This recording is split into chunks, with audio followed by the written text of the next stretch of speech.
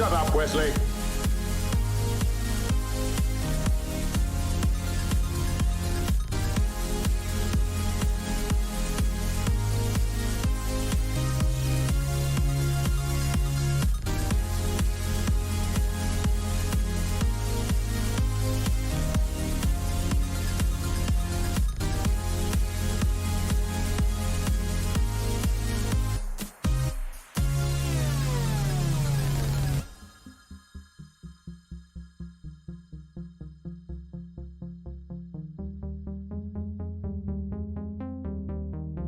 JP, you stupid bastard!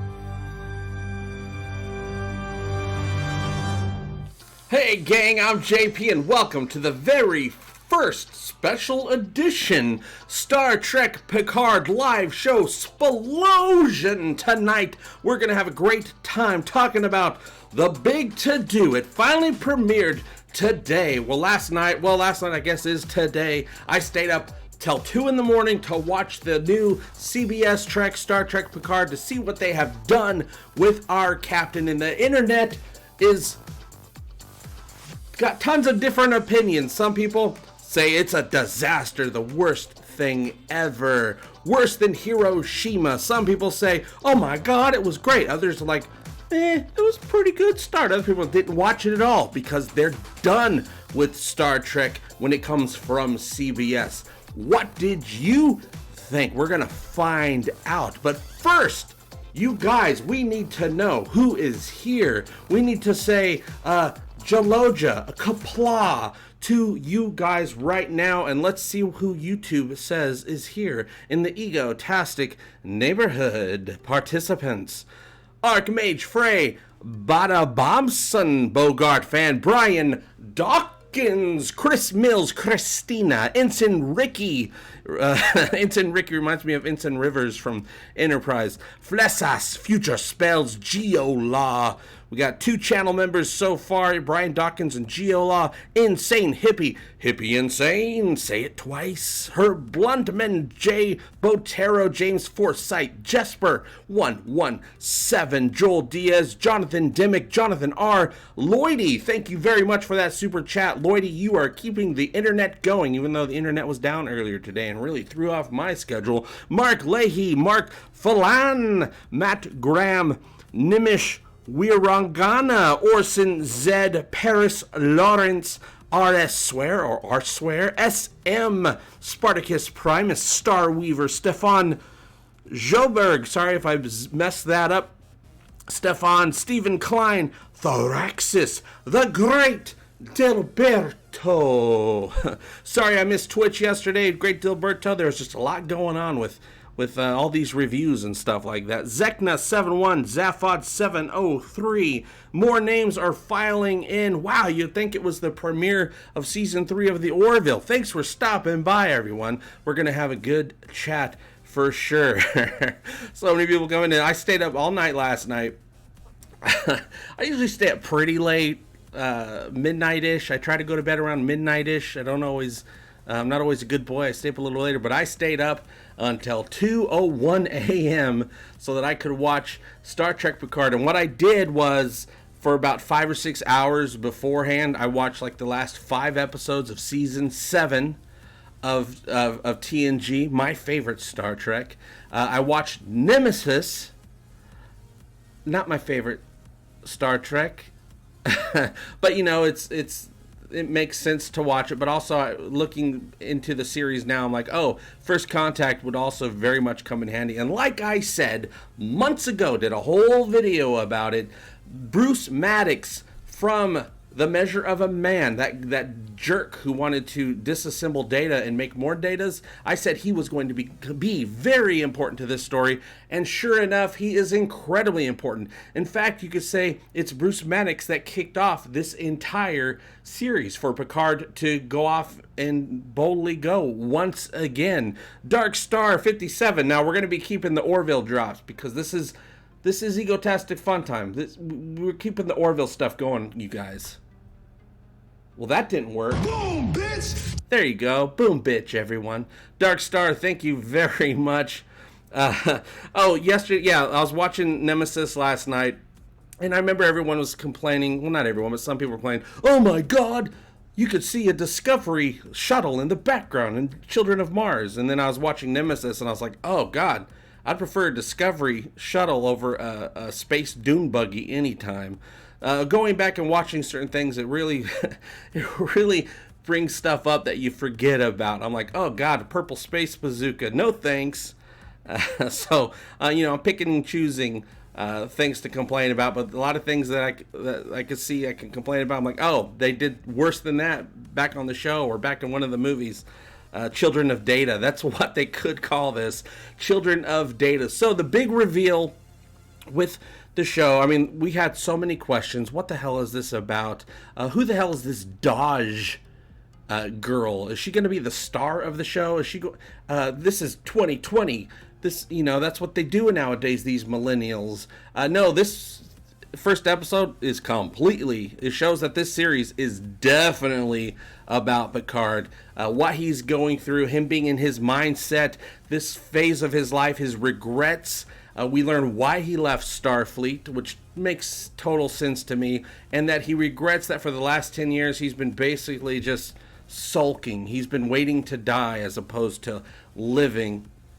And Dodge, oh man, is a big reveal. She's dead. Spoiler alert, she's dead. She's gone. There is no Dodge anymore. She dies in the middle of the first episode, and she is not coming back. Dodge, turns out, is a synthetic. Not just any synthetic. She didn't even know she was a synthetic. She was activated when she was under duress. Turns out she is an android, but a human-like android, flesh and bone, a sentient android. It turns out that Bruce Maddox has been doing his research, and he was able to secretly create a pair. Apparently, these androids that he creates are done in pairs. He created using some of the positronic midichlorians, from what little they had of data, he was able to make these androids, these two girls. The one of them is called Soji, I think, and that's the one that we're going to be pretty much getting to know over the course of the next couple episodes. We barely got to see her at the end of this episode. Turns out she is basically the daughter of Data. Data doesn't know about her. This happened way after Data died. She is the android daughter of Data. She's not Lal at all. This is a whole new thing. So some of you predicted a long time ago that that she was going to be Data's daughter. She was going to be Lal. She's not Lal, but you weren't far off at all. I predicted she'd be the Borg Queen. Now, I'm still thinking I'm not far off either, because we know from first contact, this is very important, the Queen got all super horny for Data. She was cheating on Locutus, going for Data. She gave him flesh. So it's totally possible. So Borg technology, you merge Borg technology with Dr. Soon's research, and you can make a synthetic, that's what I'm predicting, you can make a synthetic flesh and blood android. It can be done because of that. So I'm guessing that's what we're going to find out over the course of a couple episodes, because this is going to be a very Borg heavy show. We're not really getting into the Borg stuff yet, but you know, we knew that was happening. It looks like they did end up permanently changing the weird force fields with the Borg cube to green, which, you know, it's under Romulan control. Green is more associated with the Borg, though from the early trailers I did like the color blue a lot more, but green is more appropriate. That's just color preference. Let's see what you guys are thinking. So far, I love this show, but you know me, this is Egotastic FunTime. I can't stand CBS. F. Alex Kurtzman up in his A for what he has done in the past. Discovery, though, but you know me, I've always done this. I could see what I don't like about something, but I could also see little nuggets of goodness. So far, this series, this one episode, because I had to take, in season 2 of Discovery, I had to take it episode by episode. So there was, most of the reviews I did, I'm like, no, but this little thing was okay, this little thing was okay. And then I think there was 2 episodes out of the 14 that I had positive reviews for, and then the rest were bloops. So far, this first episode, I'm absolutely blown away. And I know many of you are not liking the theme song. I also watched Enterprise last night as well. It's been a long road getting from there to here. I absolutely, from the first note and the visuals and everything, and this is something that people are going to have different opinions on, and it's okay to have different opinions of stuff on these things, you guys. I absolutely loved the theme song. I thought it was they took so much care with it. It was really personal. It's about Picard. It's not about going off in the space. It's not about all that stuff, boldly going. It's about what's going on in here in this stage of his life. And so I really enjoyed the song. I really enjoyed the visuals. And then after watching the episode, I went back and watched it, and you can see every single thing in that, all the visuals in that theme tell you pretty much the whole story of what's going on. So I thought that was interesting. But everyone's going to have different opinions on that theme song, just like they did with Enterprise. But eventually, most people end up loving the Enterprise theme song, even though they still hate on it as well, because it's fun to hate on it. Brian Dawkins. Hey! Thank you. There you go. See, that's what I'm talking about. What did the dog kill that he had to give the dog a bath? Westworld hosts are flesh and blood. The dog, number 1, who, if you watch it in slow motion, number 1 is definitely a boy dog with a big old healthy dog bits off in the back underneath his tail. I was like, damn, they should have blurred that out. He killed, I looked closer at it when I rewatched the episode. I think it was a bird. I think it might have been a bird. I think I saw feathers in there. And thank you so much for that super chat. You're really helping the channel out by doing that, keeping the Egotastic FunTime world domination plan going. Where is Harry Kim? Oh man, could you imagine if they... I think we're going to get some more cameos. We're going to get some more cameos. Omega, for sure, that they have not revealed. A couple, 1 or 2.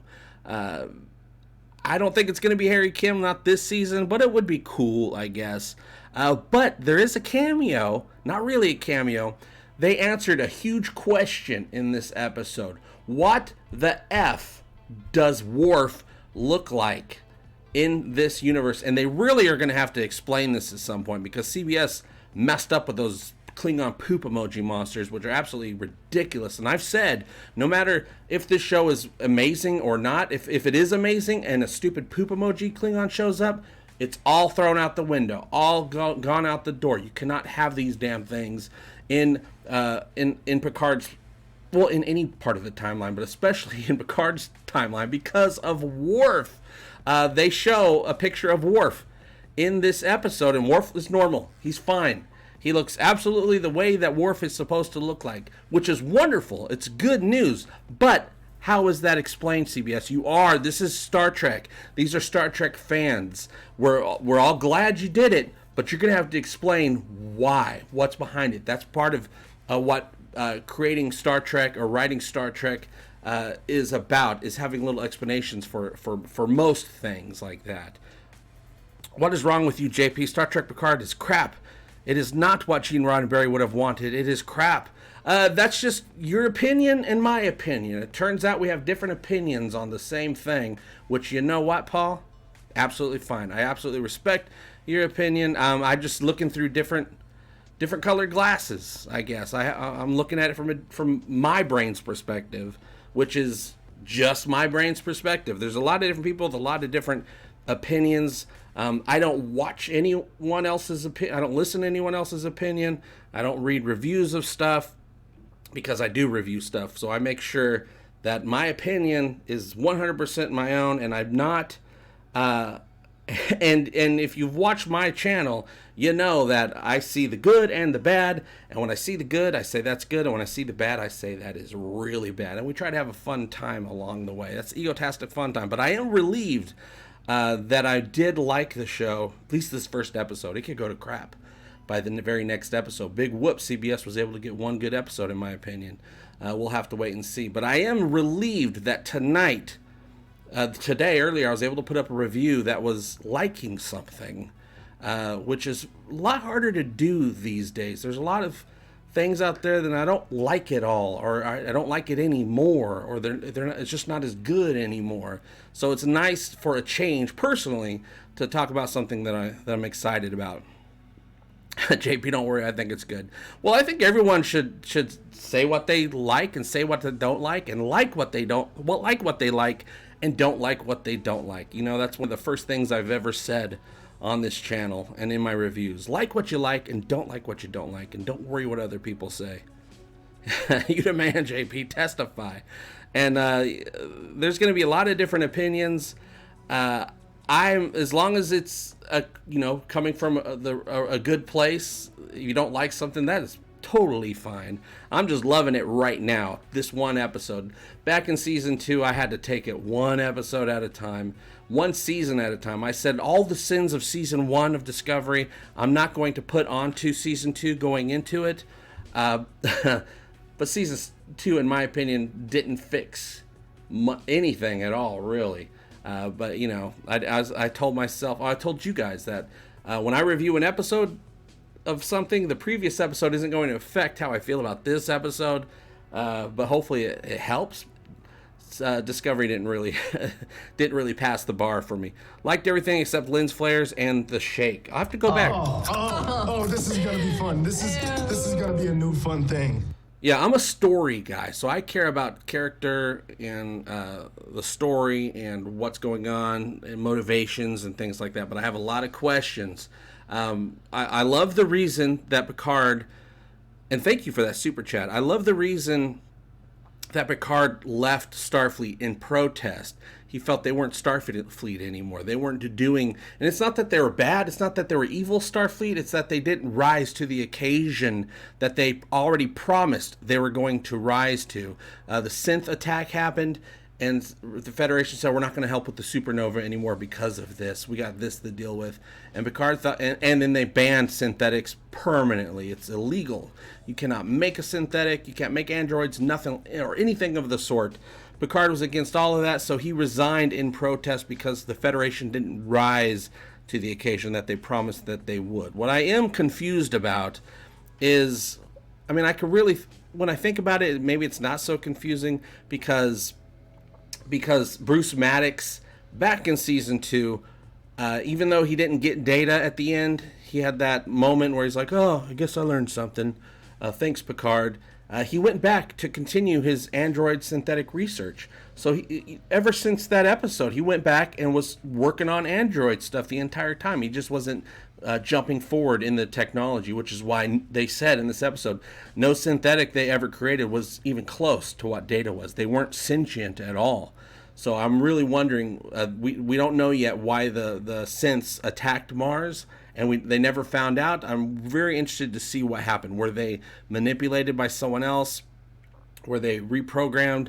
Is there a phantom menace out there? Possibly. We don't know as of yet.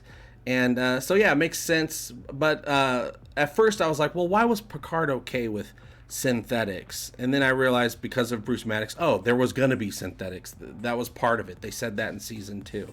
So because they weren't Data synthetics, I guess it was okay. It turns out B4, like I said, is an idiot.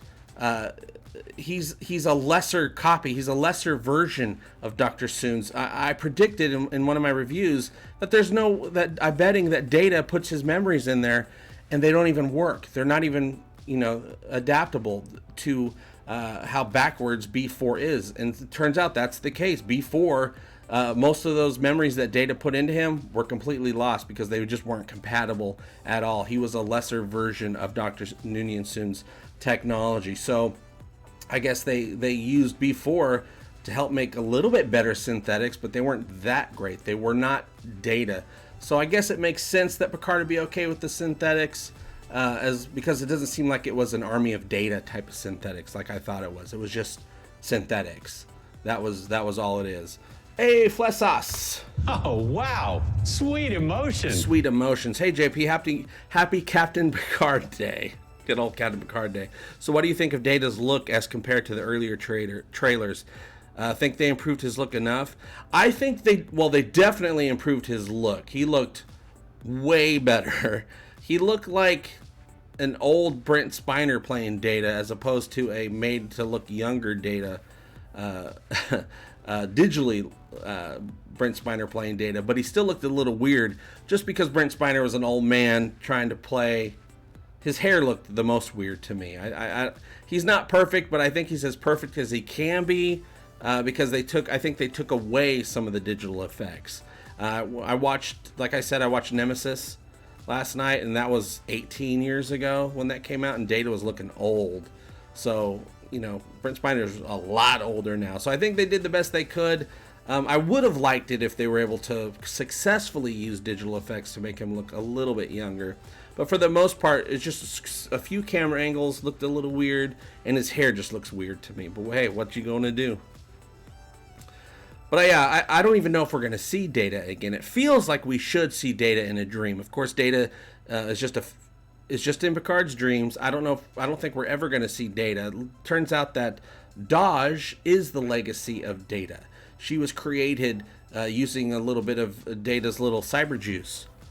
They don't have enough cyber juice to make an exact copy of Data, but I guess Bruce Maddox had a breakthrough where he can do a lot with a little. I know they should. Well, I guess they don't have to. Geolaw says they should have put the gray streak in Data's hair, which is from All Good Things, because in All Good Things we actually go directly to this part of the timeline, and Data is alive. And he has a little streak in his hair, but I guess they don't have to do that because this is Picard's dreams. I saw some people saying, and they were on the 1701D, and they showed the 1701D, and I got something to say about that as well. He was wearing, I guess, the Nemesis era uniforms. Data was, and Data never wore that on the D, and people were complaining about that. But I'm like, it's a dream. He could be wearing a tutu with a dildo on his head, and it completely is okay in context because this is a dream. Picard and Data before Mars was attacked could all of a sudden have to build a go-kart, or Deanna Troi will get mad, and it's completely okay. It's a dream sequence. So whatever Picard's brain wanted to do is absolutely okay. But yeah, I just would want Data to be alive and have that gray streak in his hair.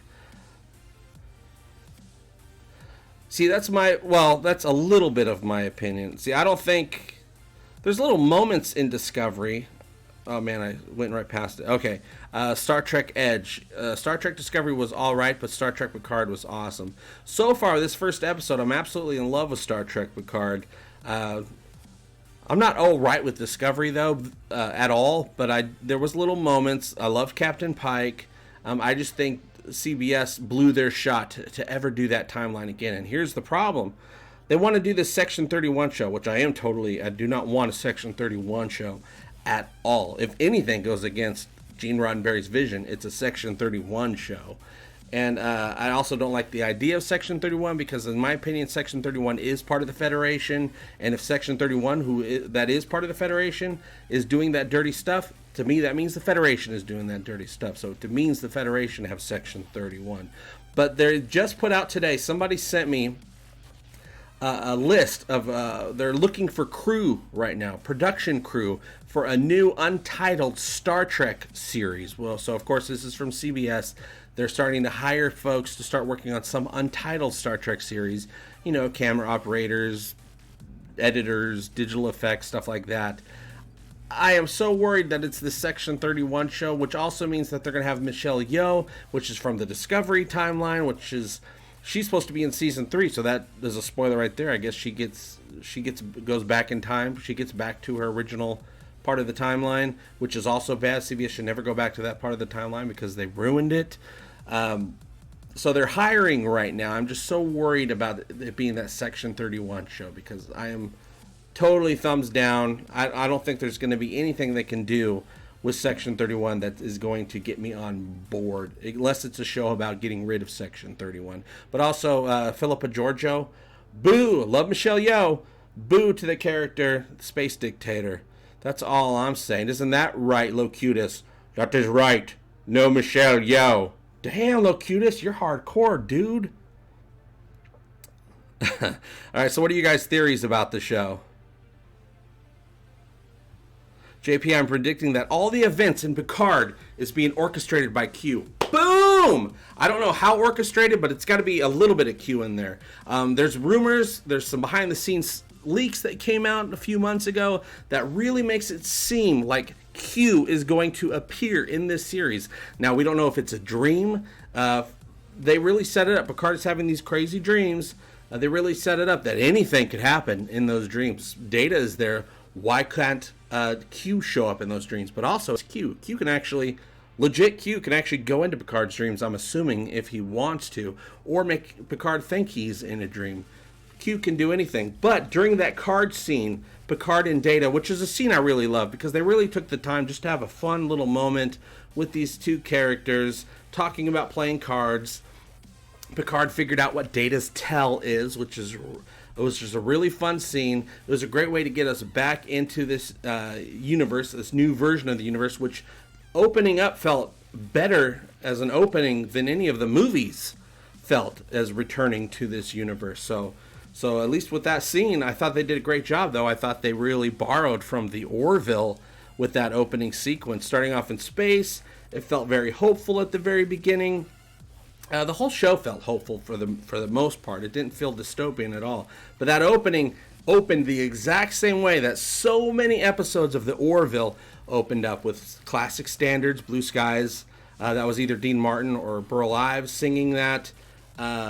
We see the 1701D fly in. It zooms in on the window. They're playing cards. It's so many episodes of the Orville started off that way. And hey, if they're going to take from the Orville like that, good on you. Go ahead and take from the Orville, borrow from the Orville, I should say, with that type of stuff. But yeah, Data puts out his cards. It's 5 Queen of Hearts. Queen, in my opinion, still means the Borg Queen. At least the Borg Queen is on Picard's mind. Those Qs, 5 Qs, that's Q. You don't ever, and this is one thing that Michael Chabon did wrong in that short trek, that Discovery short trek, besides the fact that Spock was singing, boo, he called it Q&A. Don't you ever ever do anything with Star Trek. Not an episode, not a book, not a comic book, not a movie, not a sketch, nothing that is titled, that has Q in the title that doesn't involve Q. So Michael Chabon totally messed that part up. Don't use Q. But we got 5 Qs in this scene, and I have no doubt it's actual Q, or at least Q is on Picard's mind, but it's not going to be on Picard. This is a TV show. It's not going to be on Picard's mind unless it actually means something later on. We're going to see Q, you guys. Yes, foreshadowing. 5 Queen of Hearts, Ava Gentry. Yeah, Dream Data cheats at cards. Well, they always said that regular Data cheats at cards, and it turns out Data has a tell. His tell is that he has no tell. So they're playing cards, and they both have their cards, and Picard looks at Data, and Data's eye, his pupil dilates just a little bit, and Picard says, "I know your tell. Your pupil dilates a little bit, but your tell is that you have no tell. You're faking that. When your face is blank, that's when I know you're bluffing." And it turns out, at least in the dream, that he was correct. But I'm assuming that that's true of the real Data as well. Oh, JP, who would win, Romulans or Borg? Oh God, the Borg. I think the Borg would win in that type of fight. I think we still don't know how the hell the Romulans got their hands on a Borg cube. There's all those holes, that is filled in with force fields. I'm pretty sure that's because the Romulans have been mining that Borg material to make new stuff, to make their new ships, to do some new technology stuff.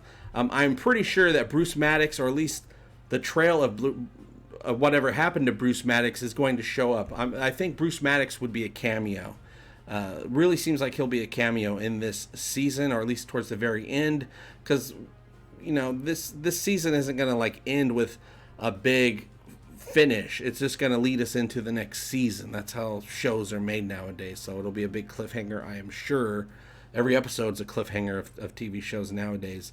So at some point we're going to find Bruce Maddox, and we're going to learn more about what the hell is going on with Dahj and her twin sister Soji. We also get introduced through a holographic phone call to Dahj's mother, who definitely seems like she is part of this conspiracy. She was probably hired by Bruce Maddox to pretend to be the girl's mother. It seems like all her memories of growing up is actually just implanted into her mind. I'm pretty sure that's what's going on. She didn't grow up as a baby, but I'm sure that Bruce Maddox had this thing. It's like, I need to make sentient synthetics. I think the only way I can do that, because I don't have Dr. Soon's research or his technology or whatever, or his brain power, the only way to do that is to make a flesh and blood, using Borg technology, a flesh and blood synthetic that I make them think they grew up as a human. So if they grow up as a human, not knowing that they're anything but a human, perhaps they'll learn from that, and they'll take from that and actually just be a human and become sentient, become emotional. It's a whole different way of going about things. I'm pretty sure that's what Bruce Maddox has done, that stupid idiot. So sick of him. Yes, young Picard's heart was stabbed in a Q episode back when Picard was not living up to what people say people in the future, in the utopian future, is like. Picard was a dick when he was younger, picking fights with Nausicaans over a stupid game of Domjot, human. Hey, Tyler, thank you very much. I would be happy to attempt sexual relations with you, Lieutenant. It's not a rumor, Tyler. Tyler says rumor has it they invited Whoopi Goldberg for season 2. It's not a rumor. It's a fact. They actually did it, and they did it the other day on television on The View, which Whoopi Goldberg hosts. She has dog caca hair, which Patrick Stewart was a guest, and he actually made fun of her hair. But right there on the show, he invited her to join them as Guinan in the second season. So that was a great little promotional tactic. Good on you, Alex Kurtzman. You jerk. I guess you do have some skills in the business. Just stay away from writing any of these episodes or any of these series. Patrick Stewart invited Whoopi Goldberg right there on live television to come back as Guinan in season 2, and she accepted. So we are getting back Guinan, and a lot of you guys in our conversations over the last months have brought up that you would love to see Guinan. You can ask all you want. I have no power. You guys want to see Guinan. I want to see Guinan. She showed up very quickly in the wedding sequence in Nemesis. You see her face. You see Wesley really quick. Now, Will Wheaton is hosting the after show. I didn't have time to watch that. So after we're done the live show, I'm actually going to go watch Will Wheaton's The Ready Room. You know, kind of would like to see Wesley Crusher, but I would like to see Wesley Crusher, but at the same time... Shut up, Wesley. Absolutely.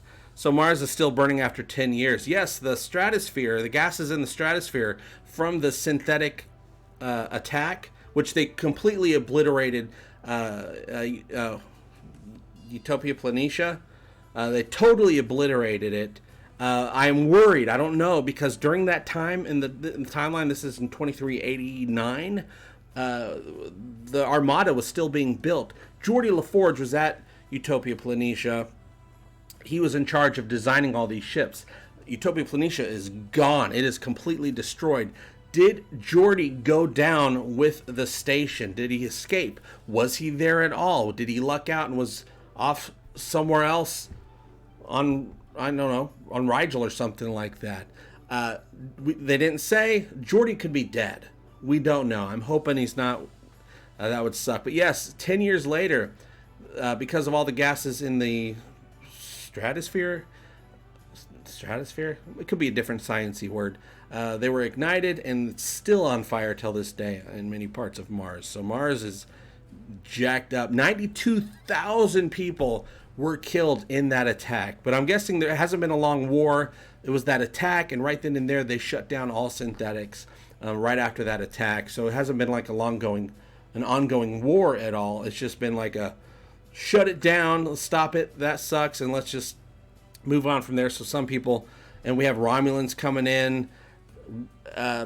People are kind of sick of Romulans because Romulans are encroaching upon our area, and the Romulans are enemies. So, you know, some of those types of human feelings are kicking up in the universe again, which totally makes sense to me, even in a utopian future. You can be as utopian as you want. People are still going to be people up to a certain point. So that totally makes sense to me.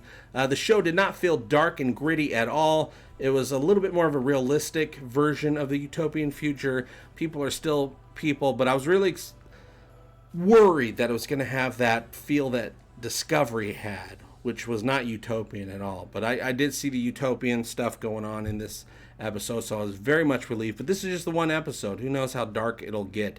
I like to believe right now, I can still believe that Starfleet is okay. They're just not living up to their promises that well. But we don't know if there's any dark and dirty happenings going on behind the scenes with the Federation and Starfleet yet. JP, when did Romulans get acid blood? I feel it's a ripoff of Orville, of the species that blood explodes when it hits oxygen. I don't know if it's acid blood. He spit something out at her, and I think it's just one of their, like cyanide capsules, a last-ditch effort, a last resort type of weapon that not only takes you out, but takes out the person that's trying to take you out. You got to bite on that cyanide capsule before they get the information from you. So he did that, had the acid, he spit it out at her, took him out, took her out. Spoiler alert. But yeah, I don't think it was a genetic evolved from, acidy sac sort of thing. The acidy sacs are way back in Klingons' lineage on their planet. In the episode Genesis from TNG in season 7, when they all start de-evolving, which is a fun episode. Worf developed some venom sacs, and he spit it out right in Beverly Crusher's face. And I really felt bad for Beverly because she was screaming her ass off. Poor Bevy. I want to see a changeling Starfleet officer, or maybe a species 8472 in the Academy. Yeah, there's so many things that they can do, but hopefully, there's certain things that they can do that they can just put in the background, totally cool. There's other things, don't bring it back unless you're going to do something with it. We don't want to throw everything in but the kitchen sink into the show as far as like Easter eggs and stuff, but Easter eggs are nice. I need to go back. I haven't been able to dissect the scenes, shot for shot, but I think I saw something on Picard's desk, some sort of thing that I know I've seen before in a TNG episode. I'm gonna have to look and see what it is, but there was something on his desk that I recognized from TNG. Just haven't had the time yet. Will Wheaton has yeah, I heard about that. Will Wheaton has a cool board game YouTube channel. Now, here's the thing. There's a lot of people, and this is different. CBS is not going to be used to this. Some things they're going to be used to because, you know, with Discovery and that whole debacle of Discovery, some people have put on CBS Klingon poop monster glasses, and so they cannot see anything but JJ Trek or Kurtzman Trek, CBS sucks Trek at all. So, but I get that. CBS made a huge mistake. But now there are a lot of people that are really liking this first episode of Picard. So CBS is definitely not used to that. Nor should they have ever gotten used to that. But it's happening now. And so the rumor has it that they've been worried, as they should be, about keep doing this Trek because they spent so much money on it and they keep putting more and more money into it, and it's just not working out for them. It might work out for them now because of Picard. And I said this. I said, if Picard does well, it might give them the confidence that I don't think they deserve to keep doubling down on stuff. Now, I've said, even if the Picard series is good, it doesn't mean that any other Star Trek that CBS comes out with won't completely suck. And them getting confidence actually could be a very bad thing. But it does make me feel that, because, you know, there's that rumor that just recently came out that Seth MacFarlane is very much interested in trying to get the rights to Star Trek because he wants to save it. He wants to save it. He knows he loves it so much. He loves Star Trek. And I know because the comments he's made in the past, he does not like the new Star Trek.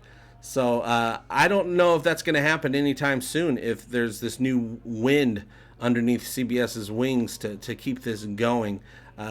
Great. If Picard does well, I'm so happy. But they have to figure out a way to keep it going with their other series, or they are going to eventually be screwed. They're just prolonging what's going to happen eventually is they're going to have to sell it. But I don't think now is the time. Picard really feels like it's going to be doing really well for them. This show is not as good as you think, Egotastic. It's slightly better than STD. Wow, that's a bar. The writers are not good. I just completely disagree. But that's your opinion. There's nothing wrong with your opinion at all. That's the way you feel. You are living your truth and finding your bliss, Dax. I'm just looking through my egotastic eyes and having my opinions. Opinions are welcome. I think they get off Earth by episode 3. And a couple weeks ago I said I hope, if they're going to do this show right and the way they claim it's supposed to be done, which is character. I want Picard character study, which is what they claim this is going to be.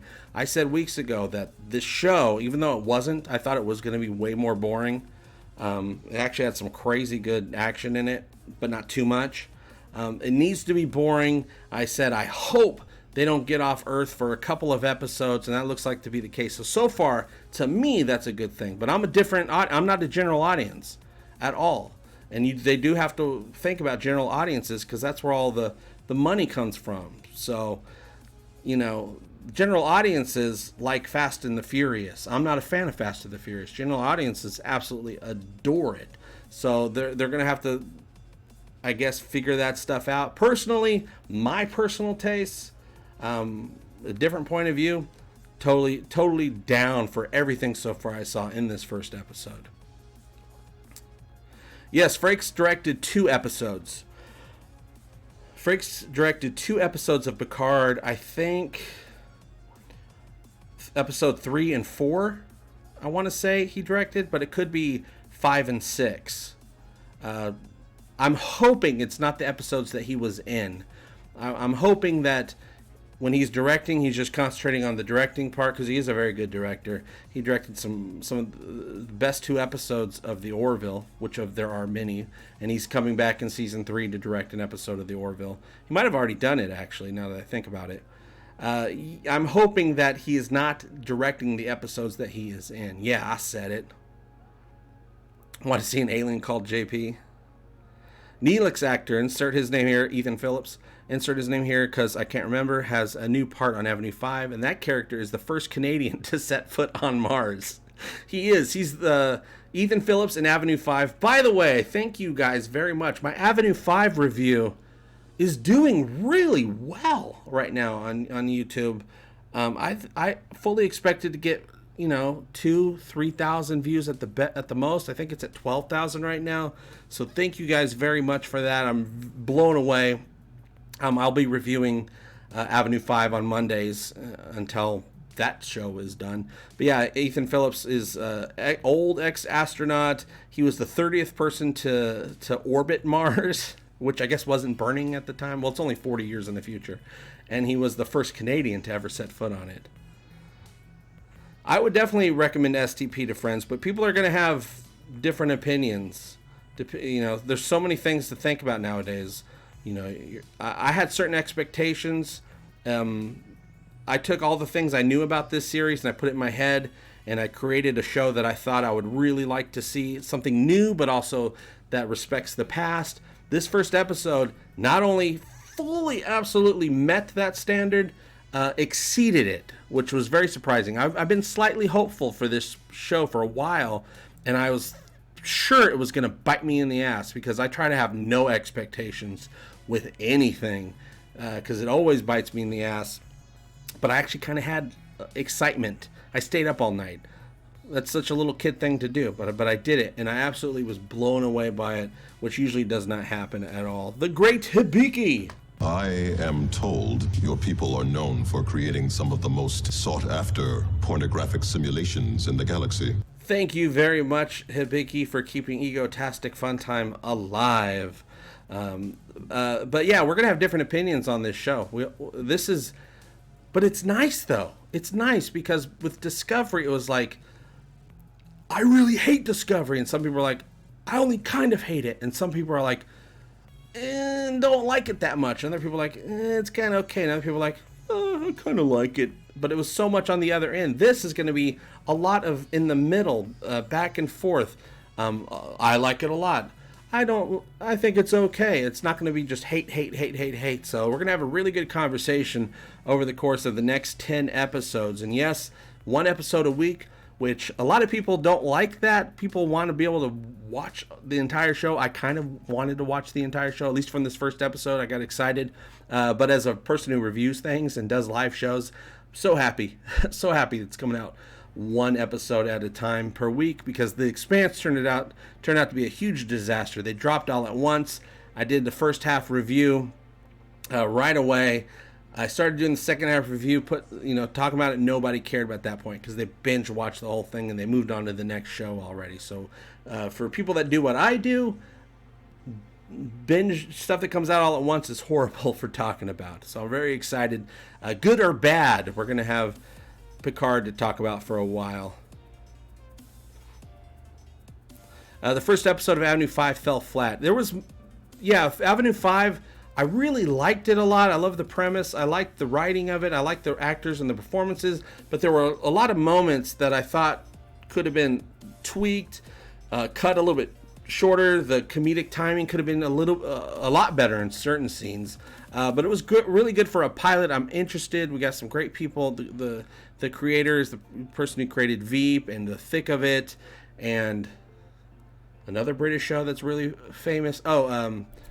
Parsons. I can't remember the Jim Parsons. No, not Jim Parsons. That's a musician. Anyway, I really dug it, but it has room for improvement. But I hear that it's supposed to have a slow burn for Avenue 5, where eventually you're like, oh, there's a point to this show. I can't wait to see what that point is. Star Trek Picard, Geolaw says, to boldly go and investigate a Mary Sue's origin story. Didn't see a Mary Sue yet.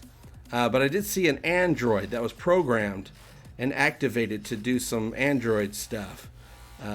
But I haven't seen one yet. But there might be one that shows up. And like I said, we're going to have different opinions on this show. But I think people are not going to be completely left or right when it comes to good or bad. It's going to be a lot of more in the middle, which is nice, because then we're able to really have some great conversations. You can tell me your point of view. I can tell you my point of view. and we can get all sexy and greased up and get in a big old opinion pile together. Flesas! Takes a special kind of garbage person, if you ask me. You're not a garbage person, Flesas. You are not a garbage person. Don't you listen to what Gordon said. Damn you, Gordon. JP, I absolutely love starships. My favorite is the Excelsior class. What's yours? Constitution class, because it's classy.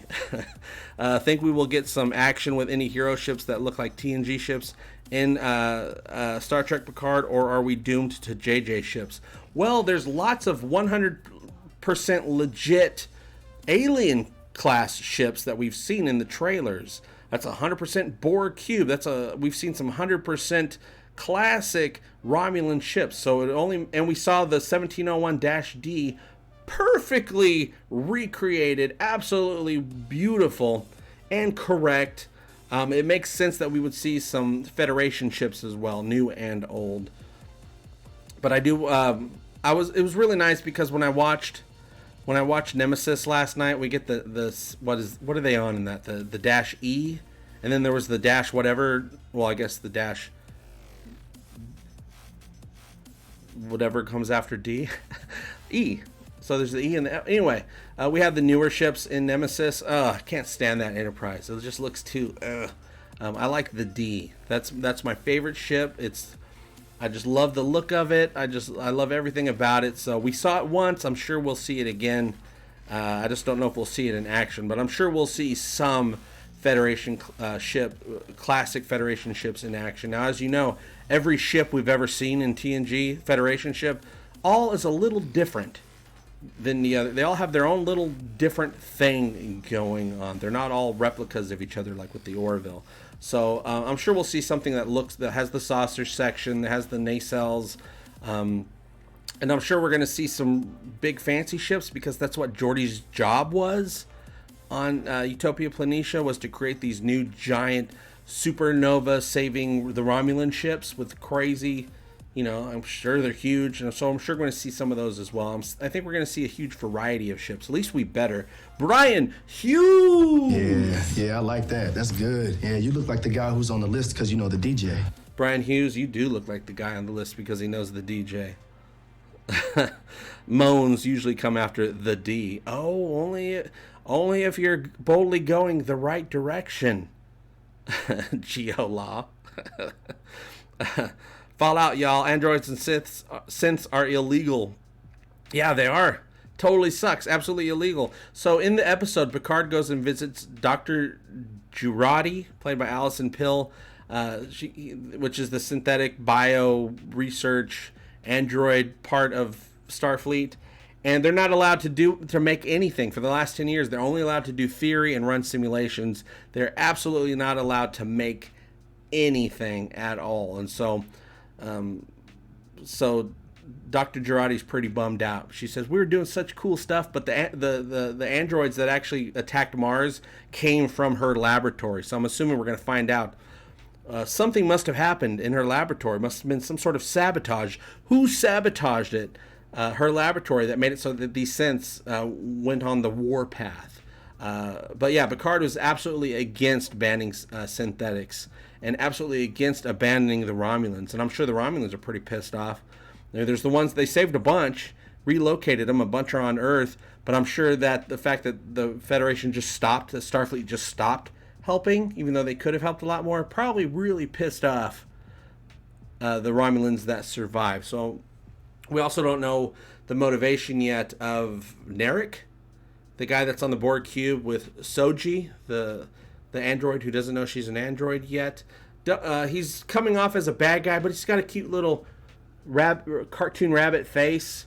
So I don't know if he's going to... I know that he's a bad guy right now, but I don't know if he's going to have a change of heart later. Tyler X2F01, thank you so much. You ever see a picture of a caterpillar pupa? Come on. But it was the thought that counted. But it was a thought that counted. It Exactly. was. Do you guys like keeping the Orville sound drops? I love keeping the Orville sound drops during a Star Trek show. If they show Enterprise F and it isn't styled after the STO fan design, I will be very, very disappointed with CBS.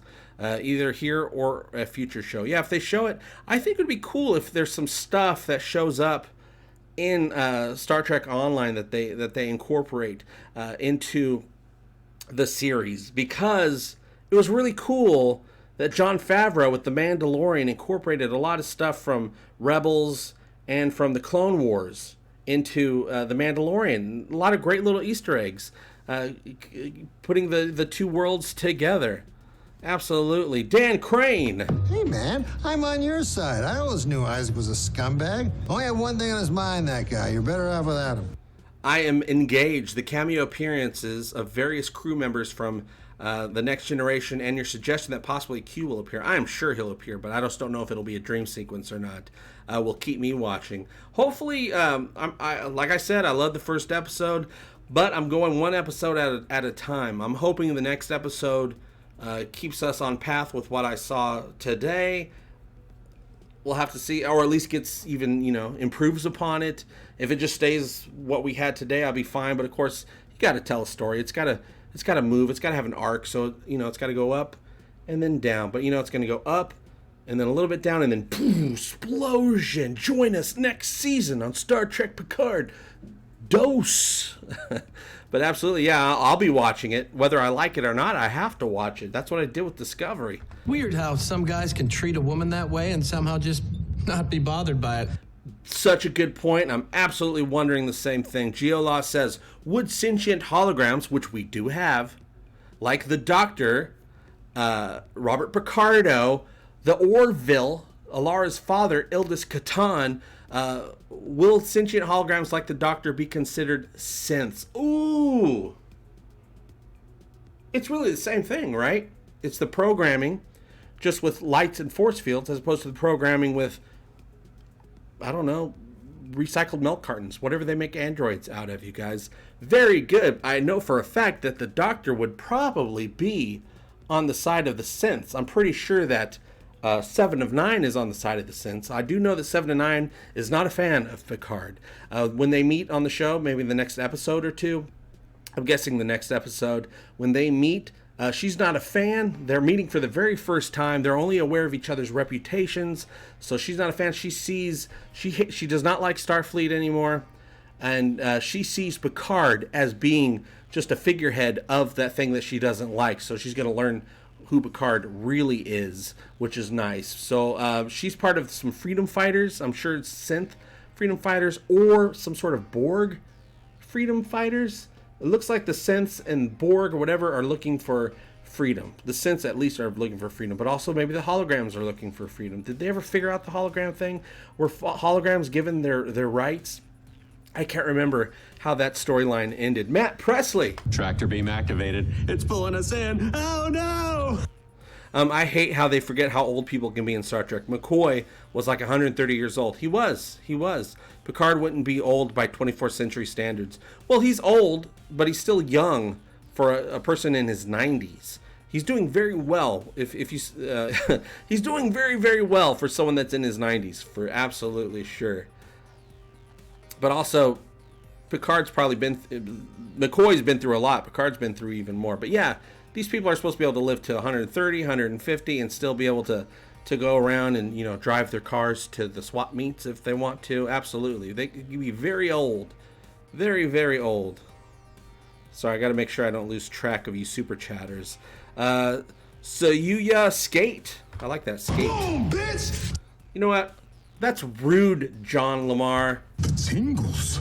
I feel as if I have been standing my entire life and I just sat down. Thank you very much. Enjoying your streams, so just want to support to this casual Trek fan who looks at it from more of a drama lover perspective. You know what? I'm both. I love I love the universe, but I also love the character stuff, the plot stuff. I've always been very much into the story that's being told. I love the technology, the ships, all that stuff, but I've always really leaned into, I guess that comes from my acting career that I used to have and my training and stuff like that, I guess. But I love that there's different types of Star Trek fans. There's the casual fans, the hardcore tech fans, the super sciencey fans, the I love Deanna Troi fans, which that's probably my number one fandom, is I love Deanna Troi fandom. She really taught me how to be a man in the late 80s, early 90s. I ain't gonna lie.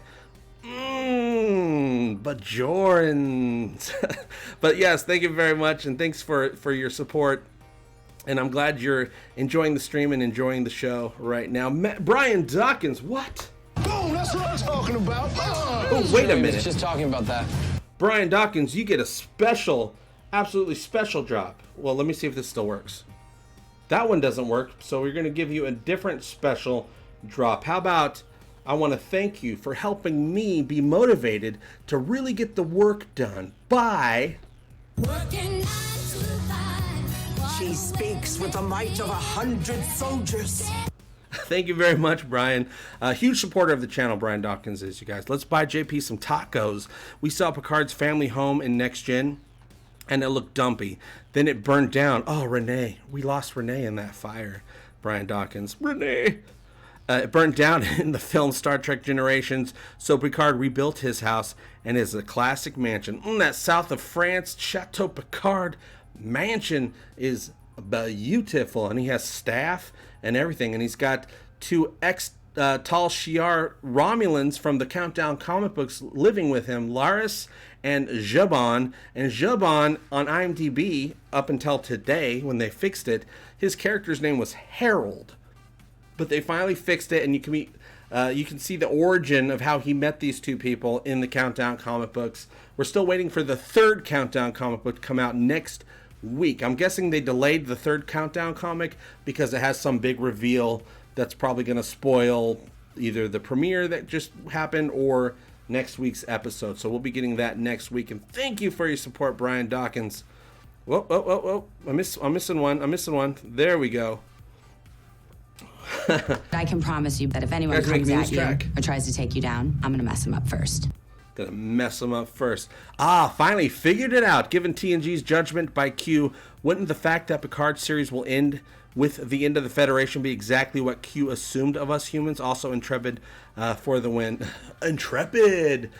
First off, I am so worried. Here's one of my big worries, is that fine if they find some way to connect, just loosely mention or connect Discovery somehow. Fine, I get it. It's all on the same network, kind of, depending on what part of the world you live in.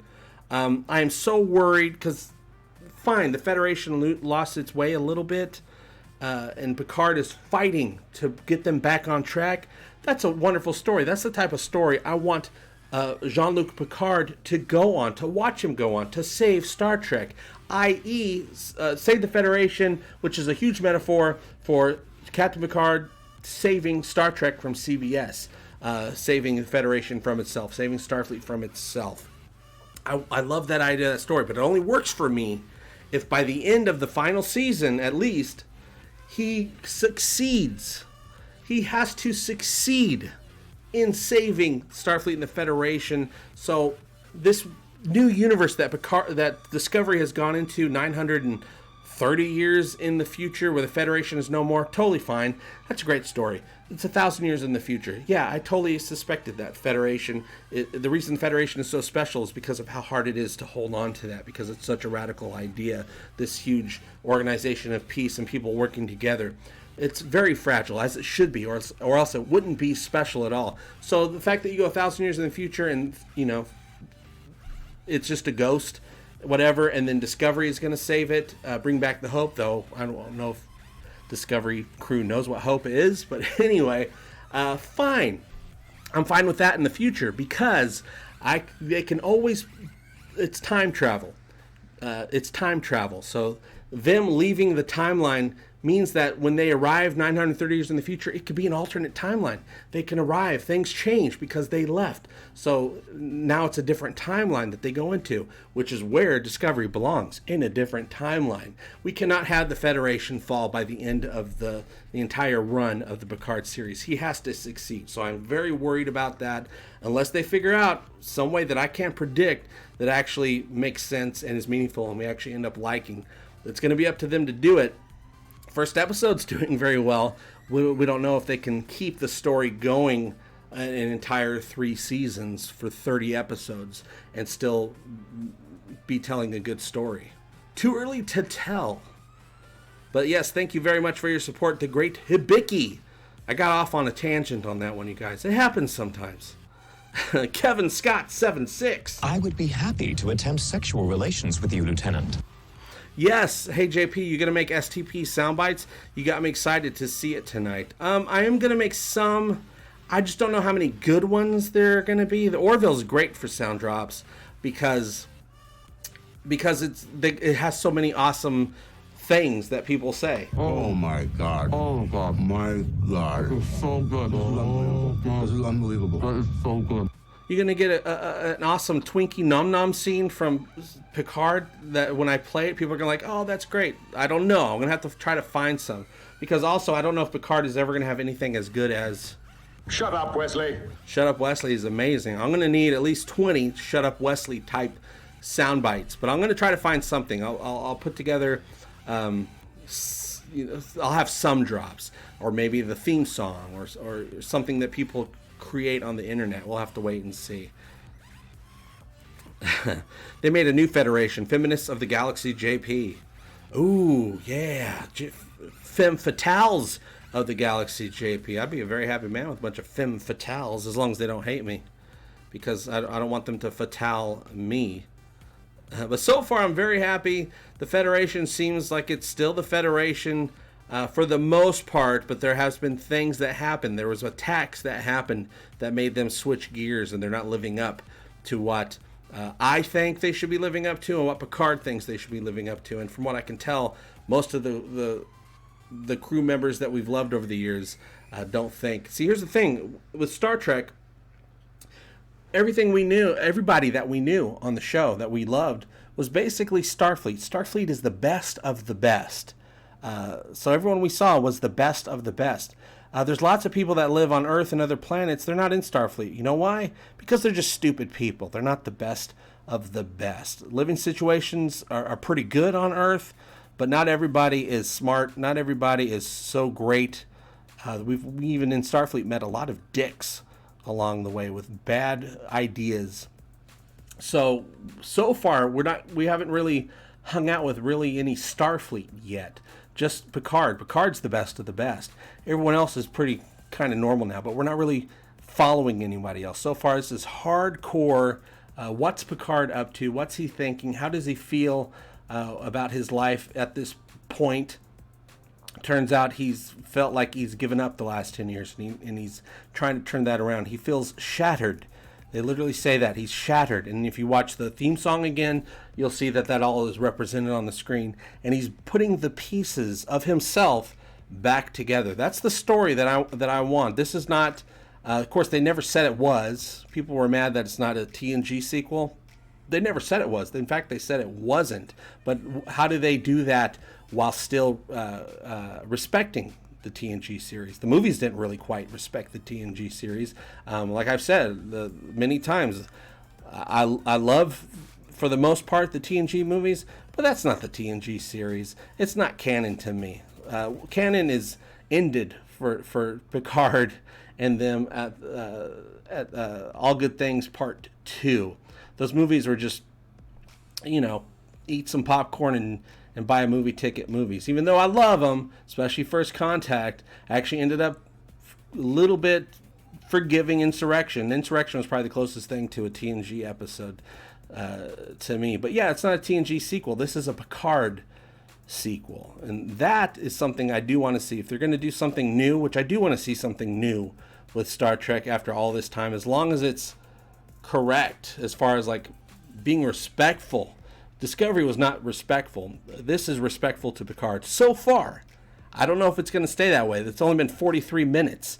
We got a lot more minutes to find out if there's any mistakes along the way. And you damn sure I'm going to notice any mistakes because I'm going through this show. I still have a lot more viewings to go because I need to do the frame by frame so I can pick out anything I see. If there's a misstep, I'm going to call it out for sure because CBS lost the benefit of the doubt 2.5 years ago, 2 years ago. Anyway, all I got to say about that is CBS can suck my balls. And they can suck my balls too. Suck my balls, CBS. First Contact at least had beautiful music.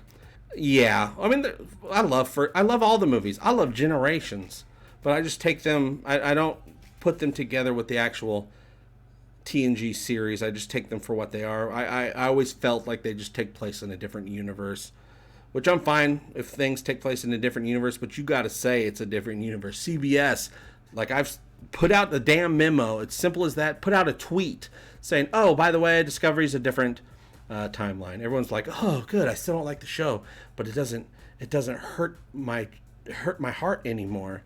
Just send out the tweet, CBS. It's as easy as that. Having an acid suicide pill doesn't make sense. There are easier ways to suicide. Yeah, but you're doing die fast, just like with cyanide pills. It's the same thing. There's easier ways to die than cyanide, but cyanide's like painful. But the way they have it done is you are taking yourself out because you know information that you don't want to get out. You cannot be captured if you're part of this. I'm pretty sure they're Tal Shiar. And you got to take out who's trying to take you out. So you got the acidy spit, the little pill, ching, bite it, got acidy spit. You spit it on the person, you die, they die. You get that vengeance factor thrown in there, which gets you 3 extra points in the afterlife. Those solar panels lasted over 150 years. That's some good quality building. Well, the bridge itself only has lasted as long as it's lasted because it's non-stop. Even today, right now, the Golden Gate Bridge is non-stop being painted and repaired back and forth along the way. They go this way, they paint it and repair it, and then as soon as they get to the end, they start back over. So I assume the same thing is going on in the future. But also, I'm not sure those are solar panels. To my 21st century mind, they look like solar panels. I don't know what they are in the 24th century. Egotastic. What's up, Mr. Zed Blade? I like that we saw Boston. We got to see Boston. We finally got to see a different city in the Star Trek universe. Boston was pretty cool. We got to see France a little bit. Everything's all nice and technological, but the societies are, keeping. They're being very respectful of, old architecture and trees and rocks and stuff like that. So it's pretty cool to see that going on. We've got a lot more world building to explore in this show. We saw so little, but I know we're going to see a lot more. But I also am very much, it's going to be I think the 3rd episode, but I'm really interested to find out what the hell is going on outside of Earth. I'm glad we're finally getting some Earth time in Star Trek. And but I can't wait to see what the hell's going on with these Romulans. How the hell did the Romulans get their hands on the Borg? What are they doing with Borg technology? There's where in the trailer we saw like that big room of synths in storage. Where are they being stored at? Are they stored over on the Borg cube? Are the Romulans trying to create more of Dodge flesh and blood synthetics? Soji, the twin, the living one, she works, I think, as a therapist. I have to go back and watch on the Borg cube, but they know, the bad guy knows what she is. She doesn't know what she is, so they're trying to do something. They're trying to. She's a successful flesh and blood sentient synthetic. They know she's that because they probably found Bruce Maddox's work and paperwork or whatever, and they figured it out. And so they're trying to get these synthetics so that they can take them apart and try to make more. I don't know why they want to do that, but I'm guessing the Romulans are going to try and figure out how to rebuild their empire and get all their power back. That's what I'm guessing. But also Q needs to show up. Q was so important to not only the Picard story, but the whole humanity TNG story. All 7 seasons, he was very, very important. So he was there at the beginning, he was there at the end for the most part, and he needs to show up at some point. He's not just going to stand back and let this final Picard adventure go on without him showing up to say hello, toodaloo. Nice to see you. Yeah, Q is the whole point. The entire TNG series, all 7 years, is a test for humanity. You can't do this series unless it's also part of the test. This is the final exam that Picard has to go through to the continuum. Do the Q want to offer Picard ascension into the continuum, they should know that Picard would never accept that. Picard would never want that. And maybe that is exactly why they want him. They want someone to be in the continuum that doesn't want it because they're so good and they're so smart and diplomatic, whatever. But that's what the continuum needs, because they're a bunch of spoiled brats over there, I guess, in their stupid little farm town that they live in. So what is the end game? There's got to be a plan. Q has to be watching over all of this, you guys. Of course TNG movies were canon. Yeah, they are, but I don't feel like they are. They are. You are right. I just don't want to believe it, Robert. Certain things, what I would like to do with the TNG movies is pick and choose. I'd like to cherry pick it. What's canon and what's not canon. There was one more Data Soong wife can have some. Okay. There was one more like Data Soong's wife. Can she have had something to do with it all? I don't know. Soong's got to come up at some point. Well, they mentioned Dr. Jumati did mention Soong, but just briefly, because then they went on to Maddox. She said that Maddox was never able to replicate Dr. Soong's work. They were never able to even get close. So I'm guessing there was some sort of breakthrough. Geolaw says Jaloja. You know what that means, Geolaw? That means you get a Jaloja. Jaloja! That's right. Channel members, besides being highlighted, you might see Brian Dawkins, Geolaw, their names are green. They have Angry Nerd Troll badges next to their names, and they have some special emojis that they can throw out into the chat. They are channel members. So yeah, if you have that Jaloja... If you have that Jaloja emoji that you're able to throw out, then you get the Jaloja soundbite to go along with it. QBS All Access. Q Continuum BS All Access. How do we get the word canon and what it means when we say it? The word canon was, you mean, is that the Jaloja reference? Well, that's how you get it. You become a channel member. You support the channel, but you get extra little benefits there. And we're working on getting some more benefits coming out to you guys soon. Cherry Pickett. An Orion Stripper. That's my old bluegrass name. My bluegrass stage name is Cherry Pickett. You want a Romulan butler and maid like Picard has? Yeah, that's Laris. Laris? Yeah, Laris and Shaban, who were ex-Tal Shiar Romulans that he met when he was an admiral trying to evacuate Romulans from a planet. And we're still waiting to see the end of that story coming out next week on Countdown 3. A little pricey. I think it's $4.99 for the Countdown comics. The Orville comics were $3.99, and I enjoyed them a lot more. But I mean, the Picard Countdown comics are beautifully done. The art is really great. Still deciding if I care about the story or not, though.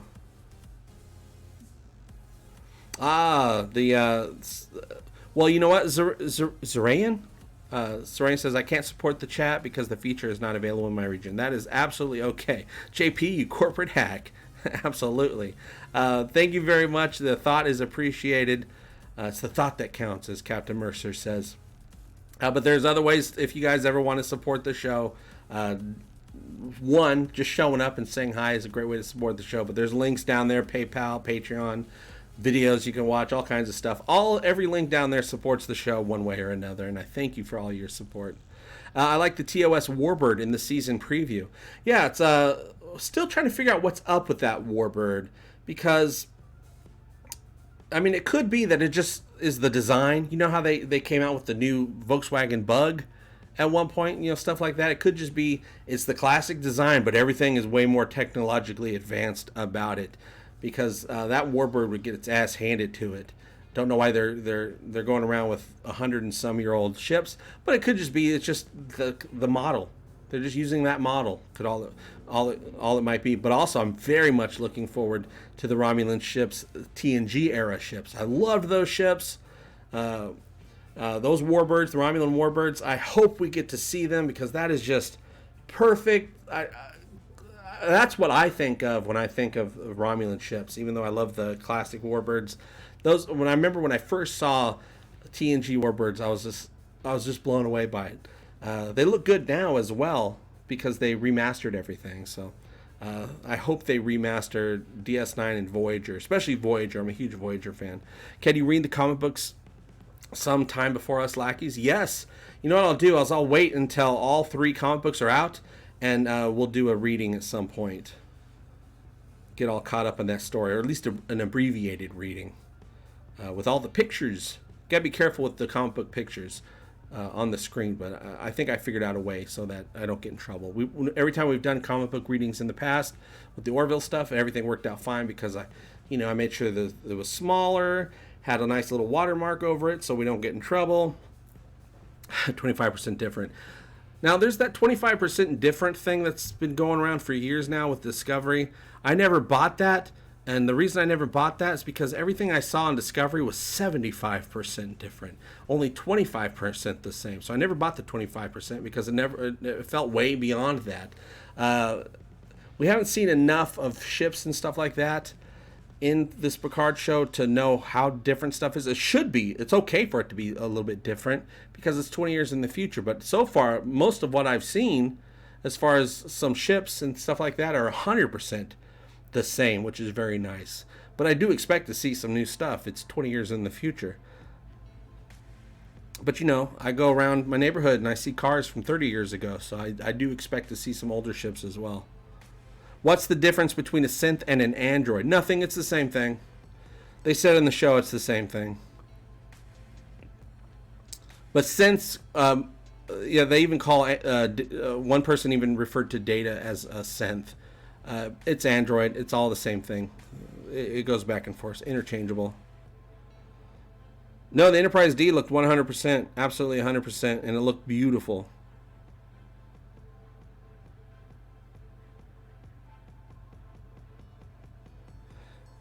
They didn't explain anything, but they did show a scan, didn't identify her as an android. Yeah, I assumed that she would not be identifiable. This is a full flesh and blood. This is like the Westworld. Someone mentioned Westworld. This is like the Westworld hosts, whereas they're all gooey blood and guts in skin bags, but they are cybernetic as well. So this is, even more advanced than that because it's way in the future. So this is that same type of idea where you can't tell, but they are synthetic. They don't show up on a scan because it's all blood and guts and all that. And plus, it is legal to have cybernetic implants. A person can have cybernetic implants. So, maybe it's that type of thing where it doesn't show up because there are people that just have stuff worked on, I guess. It's the new elective surgery of the future. The Expanse is an amazing sci-fi show, absolutely. She doesn't have a flesh brain. A scan would show that pretty quickly in the Star Trek TNG era. I don't know. I don't know if she has a flesh brain or not. They haven't explained that yet. I assume she doesn't, or at least maybe a flesh brain, or at least it's integrated in a certain way with an actual flesh brain. I have no idea. And where the hell did it get that brain? What are you doing, Bruce Maddox, you monster? We don't know. We don't know what her brain is yet. But those questions will come up once we find out. Yeah, like the skin job Cylons. Well, how far did the skin job Cylons go? They still had, robotic frames, didn't they? I think this goes beyond that. I'm guessing they said flesh and bone, so I assume the flesh is flesh and the bone is bone. Don't know exactly how it's integrated, but I'm sure the part of the series is supposed to explain that to us. I'm very much interested in what the doctor's opinion is on this. I'm sure we're going to find out what 7 of 9's opinion is in the very next episode. I'm pretty sure she's in the next episode. No tribbles. Tribbles, they're just meat all the way through like a scallop. Positrons are antimatter. How does your brain not explode? No clue. I don't know what the technology is yet. Skin job Cylons were undetectable from humans. Well, there you go. That's that universe, but I assume it would be easily true in this universe as well. Like Fallout 4, you can't tell without an actual autopsy. Yeah, and I'm also assuming that she did not grow up. She was created exactly at that age that she's created at. She was created to look just like Data's painting of that siren on the beach. That the painting that he made one for Picard, and he made another one that's in the Starfleet Museum, and it's called Daughter, and it's her face. So Bruce Maddox modeled Dahj after Data's painting because he was using a little bit of Data's positronic little juices there to create her. So he created her to be Data's daughter. But I'm guessing all of her memories are fake, from what Picard said to her about her memories, that they're real to her. They are hers. I'm guessing that she was just turned on, given this fake background, kind of like the hosts on Westworld, and that she was given a fake mother and a fake backstory with her father, and they just they gave her all this information, and then they let her live as a human for a little bit and think she's human, and then apparently she can get activated. She does not know this, but the Romulan squad, they know, and they're trying to get her to, I'm sure, steal her, and dissect her and figure out how to make more of her, just like Bruce Maddox wanted to do with Data, you guys. All right, the great Hibiki. Yeah, I like that. That's good. Yeah, you look like the guy who's on the list because you know the DJ. You know the DJ. Have to go. JP, I love your silly show. I hope all your times are egotastic fun times, folks. Night. Thank you, great Hibiki, for stopping by. And yeah, I have to figure out how to tackle this reel review. Today I put up my first impressions, but there's so much to talk about. I don't know if maybe I should just take a little something to talk about from the episode and do a whole video about that topic, and then do another video about another topic, because it's a whole other week. It's an entire other week until we get another episode. And then, on Monday I start doing my Avenue 5 episode 2 review. So really that leaves us with a lot of time to just do little mini episodes about certain things, predictions, things that happened, breakdowns of certain moments. I mean, I could do a whole video just breaking down Picard talking to Data. So maybe I have to figure out a new way to do that, because trying to tackle every single thing for one video, first off, that's just too much for you guys to watch in one sitting. Let's keep it at 10 minutes. Try not to go too far above or below that. People got things to do, and I appreciate your time, and I appreciate you clicking on my videos the times that you do. I say this all the time, but it really does mean the world to me. The Bintox. Yes, but the question is, who is her mother? I think her mother is just a person that works for Bruce Maddox. And why does she want her to find Picard? That's another question. Okay, good. Thank you for reminding me on that. Or is it just some embedded program in her brain telling her to? It's a program in her brain, I'm guessing. It's a program in her brain. I think Bruce Maddox, he learned a lesson from Picard back in The Measure of a Man, and he really took that lesson that he learned to heart going forward with his research. He was trying to get, from what I can tell, he was trying to get this synthetic flesh and blood synthetic, going. That was the goal someday. But synthetics were banned. His entire research was banned, made illegal, so he disappeared. I'm sure to go off and continue his work in secret somewhere, maybe getting help from the Romulans, which he shouldn't have done. He looks up to Picard for what Picard taught him along the way. He knows that Picard thought that the Federation, that Starfleet was wrong to ban synthetics. He protested by resigning because of that. He knows that if anyone's ever going to help him, help his synthetic, the synthetic that is the essence of Data's legacy, that person is Jean-Luc Picard. So he probably put it in her programming somewhere in there to seek out New Life, New Civilizations. No, to seek out Jean-Luc Picard if you are in troubles, as a fail-safe. Either that, or some of her essence is Data in there somewhere. So perhaps Data's little essence is telling her to seek out Picard. But I don't even think that's true. I think it's the first thing Bruce Maddox, because the fake mother knows that she needs to go get Picard, that's part of her programming. That mother is fake. She's just a handler. So I think it's in her programming from Bruce Maddox to seek out Jean-Luc Picard if you are in trouble. And I think that's exactly what's happening. 7 of 9, still hot. I ain't gonna lie with you there. The Bentox. Oh, this is gonna be fun. This is gonna be a new fun thing. Thank you very much, Bentox. I appreciate it. You are really helping out the channel in a very important way, and your generosity is, I'm gonna put my pants back on. This is for you. I'm gonna be respectful. Keep my pants on. There, pants are back on just for you, Bentox, because I appreciate you so much. The humanoid Cylons were flesh and blood, but synthetic. Yeah, that's it. I think they just did that little, remember in the little movie that they did first, when 6, was she 6? Was she 5 or was she 6? Anyway, I went from a 5 to a 6 after seeing her. Boom, boy jokes. Inappropriate jokes. They were having sex at that one point, and her spine turned red. Don't know if that was just like a little thing for the audience to go, ooh, didn't expect that, or if that was really a thing that those Cylons did.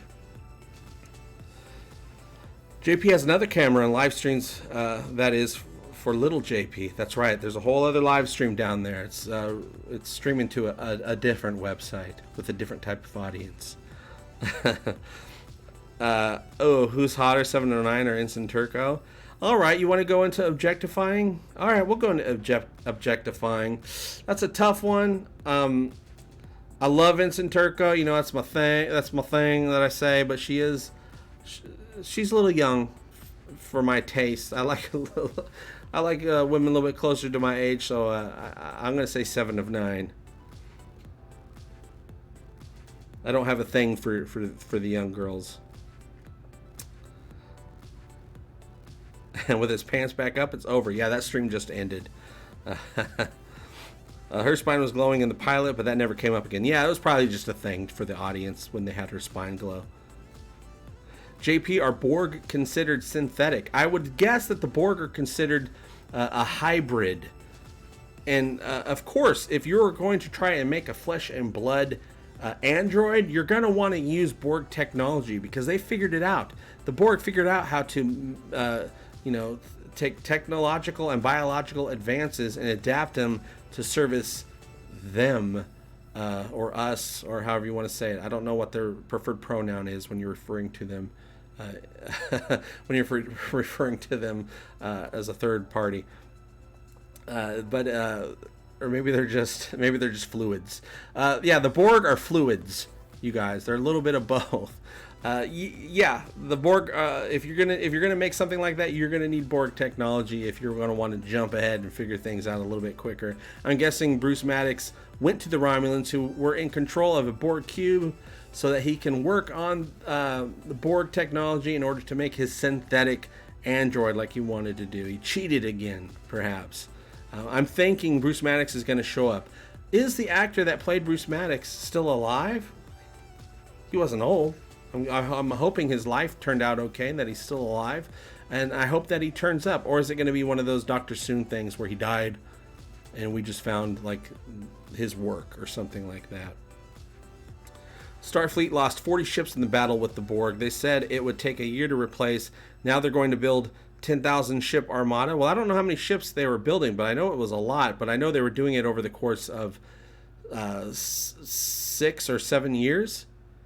And it was a slow process, and apparently they didn't finish.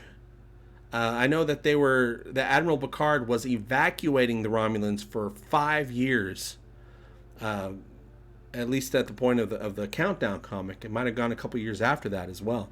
So at least 5 years it took them to evacuate some Romulan. I'm guessing they failed at completing the job, according to the episode. Yeah, that's... Okay, you guys, we're going to get off topic just real quick, but it's still the same topic. Geolaw brought up, maybe the Emperor constructed them. Oh, God, I hated that. That was so stupid. And first off, let's talk about the Emperor. This is just a real quick aside, you guys. I'm sorry, okay? The Emperor didn't build those 5,000, 10,000 Star Destroyers. He conjured them. They said in that movie that he conjured them. Him and his little minions, they conjured them. They just... made them. They didn't even like build them. They just like used their minds and their little witch powers or whatever. It was ridiculous. That There's a lot of ridiculous things in that movie. Little bits of good things too. But man, that was so ridiculous. That's oh my God. That's the Michael Burnham level, Spock's sister level disaster right there. Ooh! Stephen Klein, Dr. Maddox made himself a synthetic. Ooh! That is good. That is really good. Maybe this was all selfish. Maybe he was trying to figure out how to make a synthetic android so that he can live forever by putting his mind into one, making himself one. I would like to think that Bruce Maddox, because Bruce Maddox at the end of Measure of a Man, we're like, oh, okay, he's not that bad of a guy. He learned something. He respects Data now because of this trial, and he sees him differently now. He calls him he as opposed to it. His mind was changing, which was what we need Clyden to do in season 3 of the Orville. I'm hoping Bruce Maddox is a good guy now, like all the way. He learned from that and moved forward from it. Magic!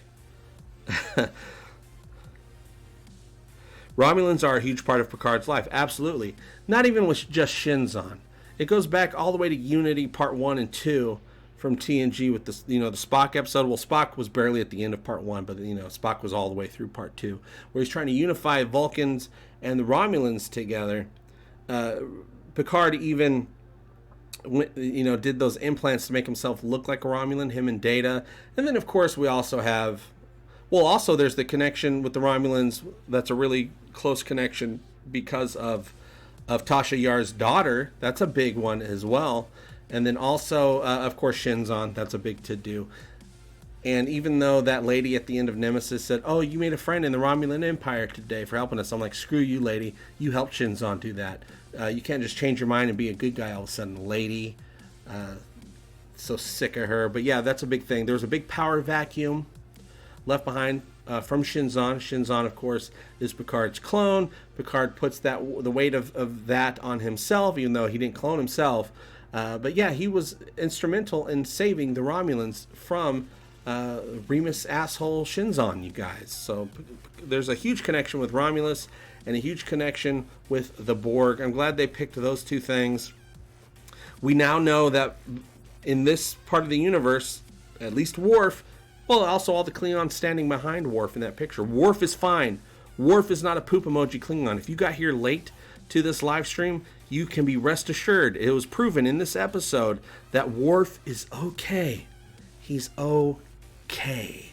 So you can rest tonight knowing that they have not ruined Worf at all. Whether or not he shows up, I'm sure he'll show up in a season or two later on. And I know that Michael Dorn says, oh, I'm not going to put it on just for a quick scene. No, he'll do it. When they ask him to do it, he'll do it. I love you, Michael Dorn, but I'm not buying it, my man. Zabe, hey JP, it just got here. What's the verdict? The verdict is Star Trek Picard is horrible, Zabe. I can't stand it. It's a disaster of a show. No, just kidding. I absolutely loved it. This first episode, and I almost had high hopes for it. You know, if you've been watching that, I've kind of had hopes for the Picard series, even though I hate CBS and I'm not a fan of Discovery. Though season 3, I think, will be a lot better of Discovery. It was great. Absolutely, for me, absolutely great. I loved every second of it, but it did raise a lot of questions. But to me, how I feel about Picard, and always have, he's my favorite, absolutely lived up to honoring this character and what he's going through, especially now in this later chapter in his life. I highly recommend it, but you might see it a little bit differently. Certain things that I enjoyed, you might not, or you might enjoy more, or you might hate it. I loved the theme song and the effects on the screen. Some people are like, it wasn't really, it felt flat for me. Totally understandable.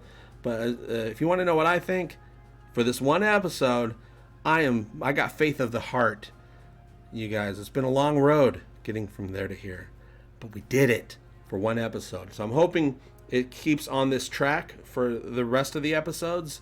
Like I've always said, a Star Trek show just needs to be, doesn't have to be perfect, but it needs to be mostly good. There's always going to be something bad in every Star Trek show, every show that you ever watch, but it has to be mostly good. And I think for me, it's 99.9% great. I just don't know if it's going to be able to live up to that over the course of 9 more episodes. It's CBS after all. I don't trust them. But so far, Michael Chabon, no credit for me goes to Kurtzman at all, or the corporate people over at CBS. They can, they can go lay down with bad people and do bad things that don't feel good to each other if they want to. But I am right now giving credit to Chabon and giving credit to Patrick Stewart himself, because when he came into this, he only agreed to do it if they're doing something interesting, if they're doing something that is new and continues the story, to do something new instead of rehashing old stuff. But also, he said this absolutely must respect what came before. I want to do it new, but I don't want to ruin anything that happened before. So far, it's lived up to that, but it's only been 43 minutes. Watch the damn show. Watch it.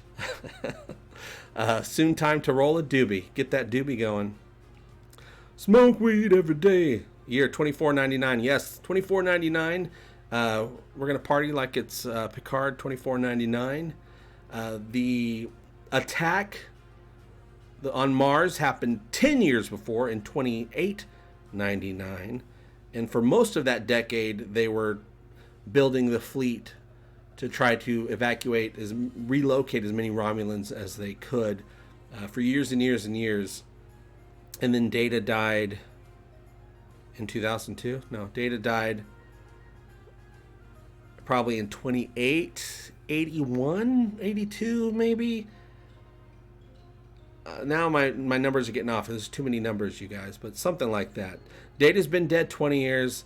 Mars has been dead 10 years. Picard has been out of Starfleet for 10 years, on the Vineyard, trying to live a different life, and it turns out he's not been living the life that he's wanted to live those last 10 years. Oh, the opening sequence in space with the 1701-D with an Orville opening, it had a right tone that was, I think, perfect for what they needed to go for to really let people know right off the bat that this isn't dark doom and gloom. It had a beautiful intro, but it's very reminiscent of the Orville. But I always say, like I said. But I think that was appropriate, and they needed to do that because the Orville has proven to be the tone that more people are going for in this type of format of a show.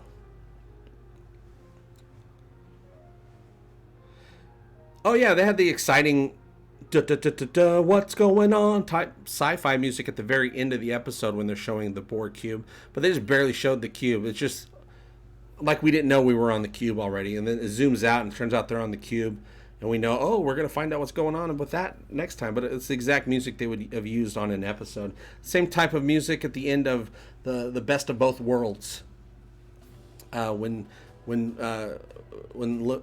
Picard was Locutus, and they have that music, and then Picard and that dumb admiral lady we know about her. They're just staring at the screen, and and number one's like, fire. And it's that same type of thing. There were stars, but also no, I don't think there has to be stars for Trek. But there were stars. There were stars in it. They're just not out flying in space yet. This is a serialized show, so it's not 10 episodes. It's one 10-hour movie. So whatever happens in episode 3 counts for episode 1. We're gonna get to space. It's just a elongated movie. Oh, that's a possibility. Would it be real? Would it be real, or would it be basically a Q simulation? Matthew says, I would like it if Q let Picard talk to Data. Ooh. I don't know if it'd be real, though. I don't know if even Q could do that. It might be... Well, Data is a program. It's not like he's going into an afterlife. I don't know if Q can do that. Well, there is no afterlife, in my opinion. But I don't think... I don't know if he can do that. But he might be able to, because there's a technological side to it. That would be great, but it might just be a figment. But also, it doesn't need to happen. Just Picard needs to think that it happens. So it could just be a figment of his... It could be an illusion. Yes, Whoopi Goldberg is. She was invited by Patrick Stewart on live television yesterday, I believe it was, to come back in season 2 as Guinan. And if they live up to their word, CBS said they're only going to be bringing people back if they have something to do and not just be in the background. You know, like in Nemesis, we see Wesley Crusher, we see Guinan sitting there in the audience. Totally pointless. They had nothing to do, and even Wesley did something, and they cut him out of the movie. So if they bring her back, which I guess they have a reason to bring her back, even if it's just for one episode, she has something to do to help Picard along the way. Q is responsible for his dreams. Ooh, shifty. I like that. Picard's having these dreams, right? He's kind of plagued by them, but he kind of likes his dreams because they're better. The dreams are better than his real life, what he wakes up to every day. So yeah, what if Q is the one sending him these dreams? I like that idea too. Daj will get Data's memories by the end. Well, first off, Daj is dead. She's gone. We won't see Daj again, but I know what you mean. Soji. We've barely met Soji, just real quick. Soji's the girl now. Daj is dead. They said Data's memories are gone. There was only little fragments of them left. So I don't think she's going to get Data's memories, but she does have some of his essence, which is the metaphor they're using for this show. It's not Data, but there's a little bit, just like your mommy and daddy gave you a little bit of essence inside of your little body.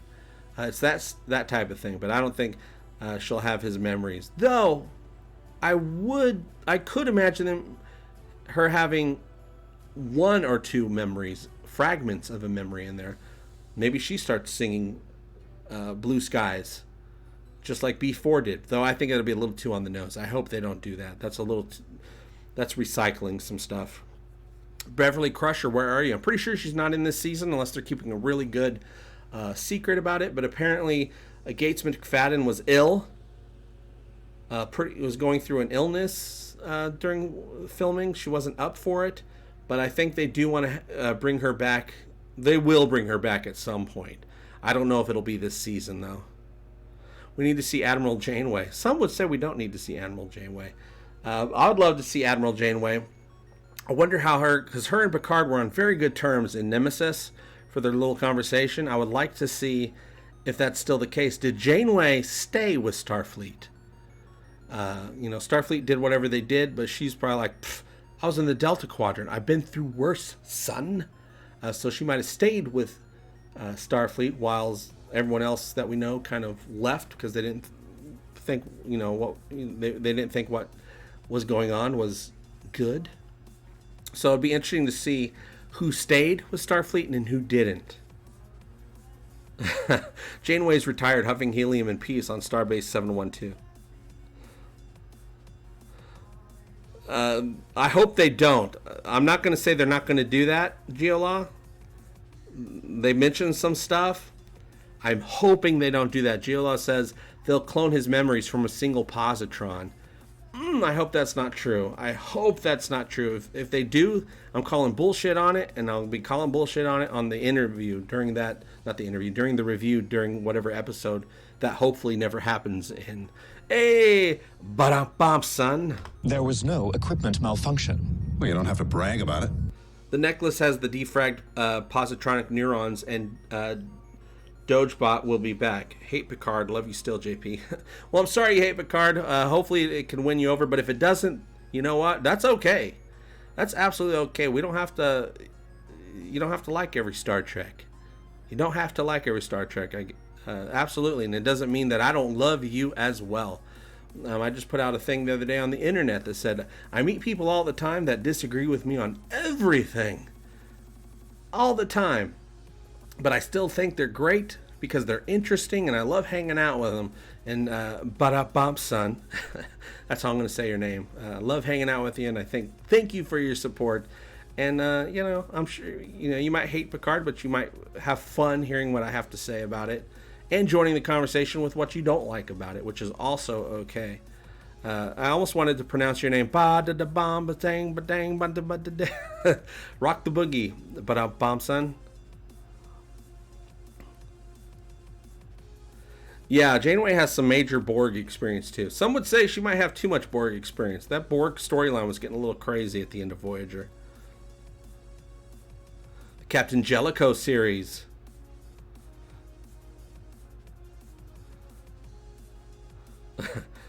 Janeway would suit up like in Macrocosm if she could see Starfleet now. You know what I hope we don't see on this show? The stupid Red Angel. Ugh. I still haven't gotten over how dumb that is. Just don't diss the beard. You can diss the beard. I diss the beard all the time. I diss the beard in my video yesterday that I put out. I want to know, now that the Romulans have been relocated all over the place and there's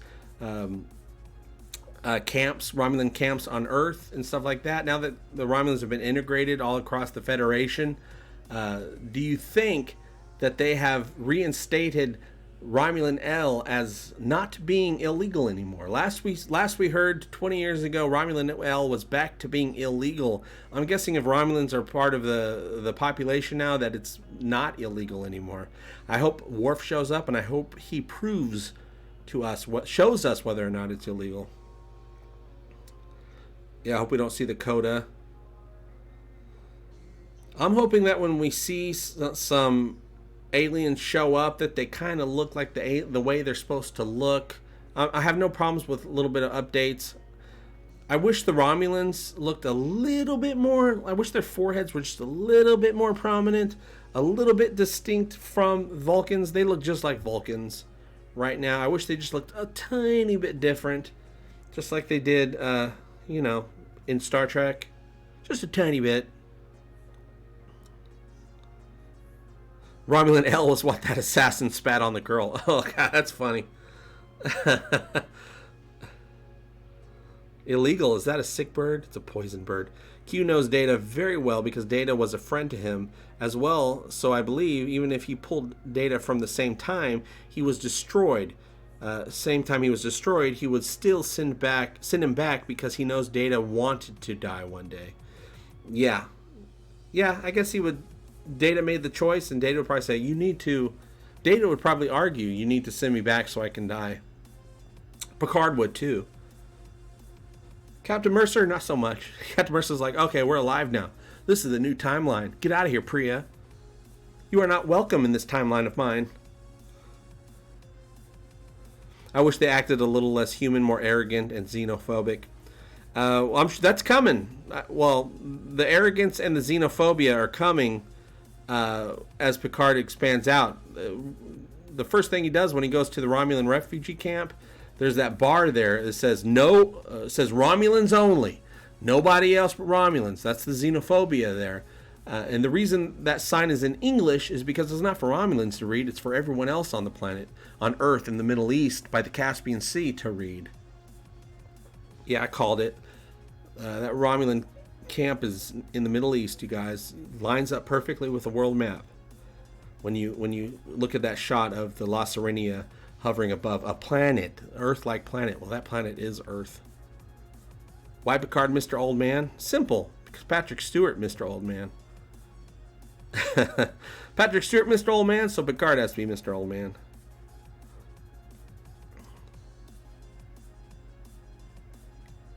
Yeah, the Borg Queen can kind of, like, she could transport herself to different... I can't remember all the Borg stuff at the end. But yeah, you can have... The Borg Queen can have different bodies or something like that. Or, you know, upload to someone else. I can't remember. I'm still saying that there's a Borg Queen connection with Soji, the Dodge/Soji character. Issa Briones. We'll call her Issa Briones right now. Until we're done with the Dodge. We're done with Dodge after this stream. It's going to become Soji by the next episode. I'm still thinking there's some Borgness in there because that's what Bruce Maddox had to use to create a flesh and blood synthetic. So there might be a little Borg Queen gene up in there that needs to be activated as well. Perhaps Data died in the CW crossover. It's still a Tide commercial. Yeah, the CW crossover. Crazy crossover. That was the craziest one yet. It's hard to keep track of what's going on in the crossovers. You kind of just have to go with it at some point. But the most interesting thing about that crossover is that CW reinvented their universe. They consolidated their universe, which is smart. I got so sick of the whole, oh, this Earth, that Earth, blah, blah, blah, blah, blah. They consolidated everything. I'm pretty happy about that. Not that it matters. I just watch The Flash and the crossovers. I don't have time to keep track of all the other shows. Yes, the Borg Queen was dead.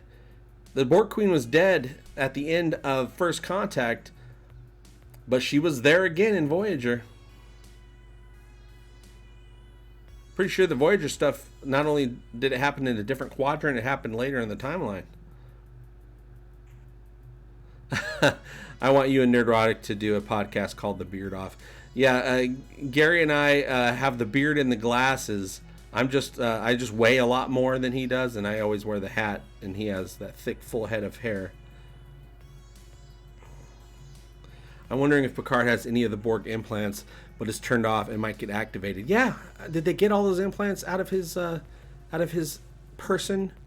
What if he now has a artificial Borg heart implant? Needs some Nausicaan to come over and stab him through the back so he can have a good laugh. Picard and his crew should fly around in space on their new ship, the McFarlane. The USS McFarlane. Oh my God.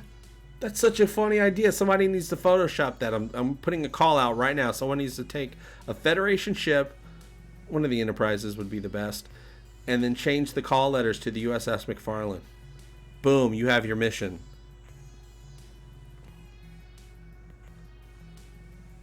Yeah, as a First Contact, he could still hear them a little bit. Yeah, remember in First Contact, stuff was going on, and he's just like, oh, these are the coordinates, fire here. And so there's a little bit of that. So Dahj has abilities that Data did not have. She has Selayan jumping strength. She has super hearing. Data had good hearing, good eyes, all that stuff, but she seems to have way better hearing. But that's fine because she's a different, a new technology model that Bruce Maddox came up with. He wanted some upgrades. Upgrade with 2 Ds for a double dose of that android pimpin'. Rob Crawford, you're a lot younger than Nerdrotic and better looking, JP. Well, thank you very much. I'm not that much younger than Nerdrotic. Just a couple of years younger. Ooh, I didn't even think of that. Archmage Frame. Archmage Frame says, I want a Dixon Hill reference.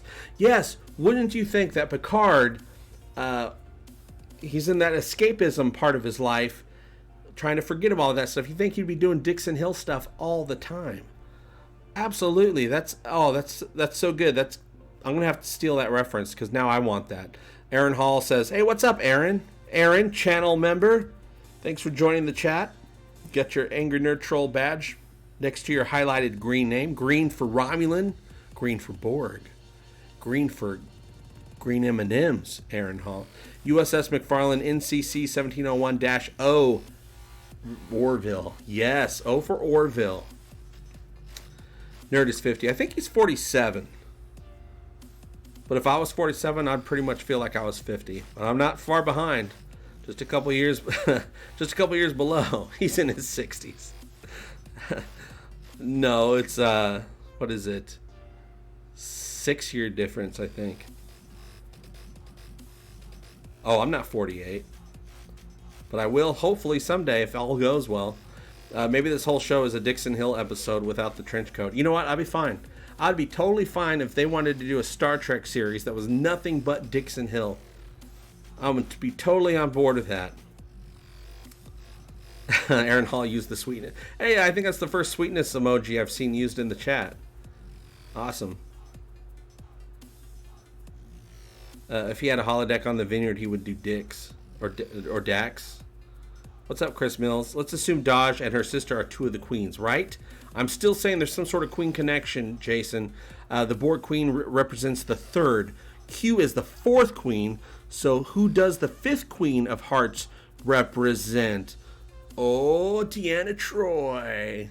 I don't know, but there's also, because there's 5 queens, which of course there's the 5 queens being that, oh, you can't have 5 queens type of thing. It just looks, weird. But also, somebody said that there's 5 Q episodes in Star Trek.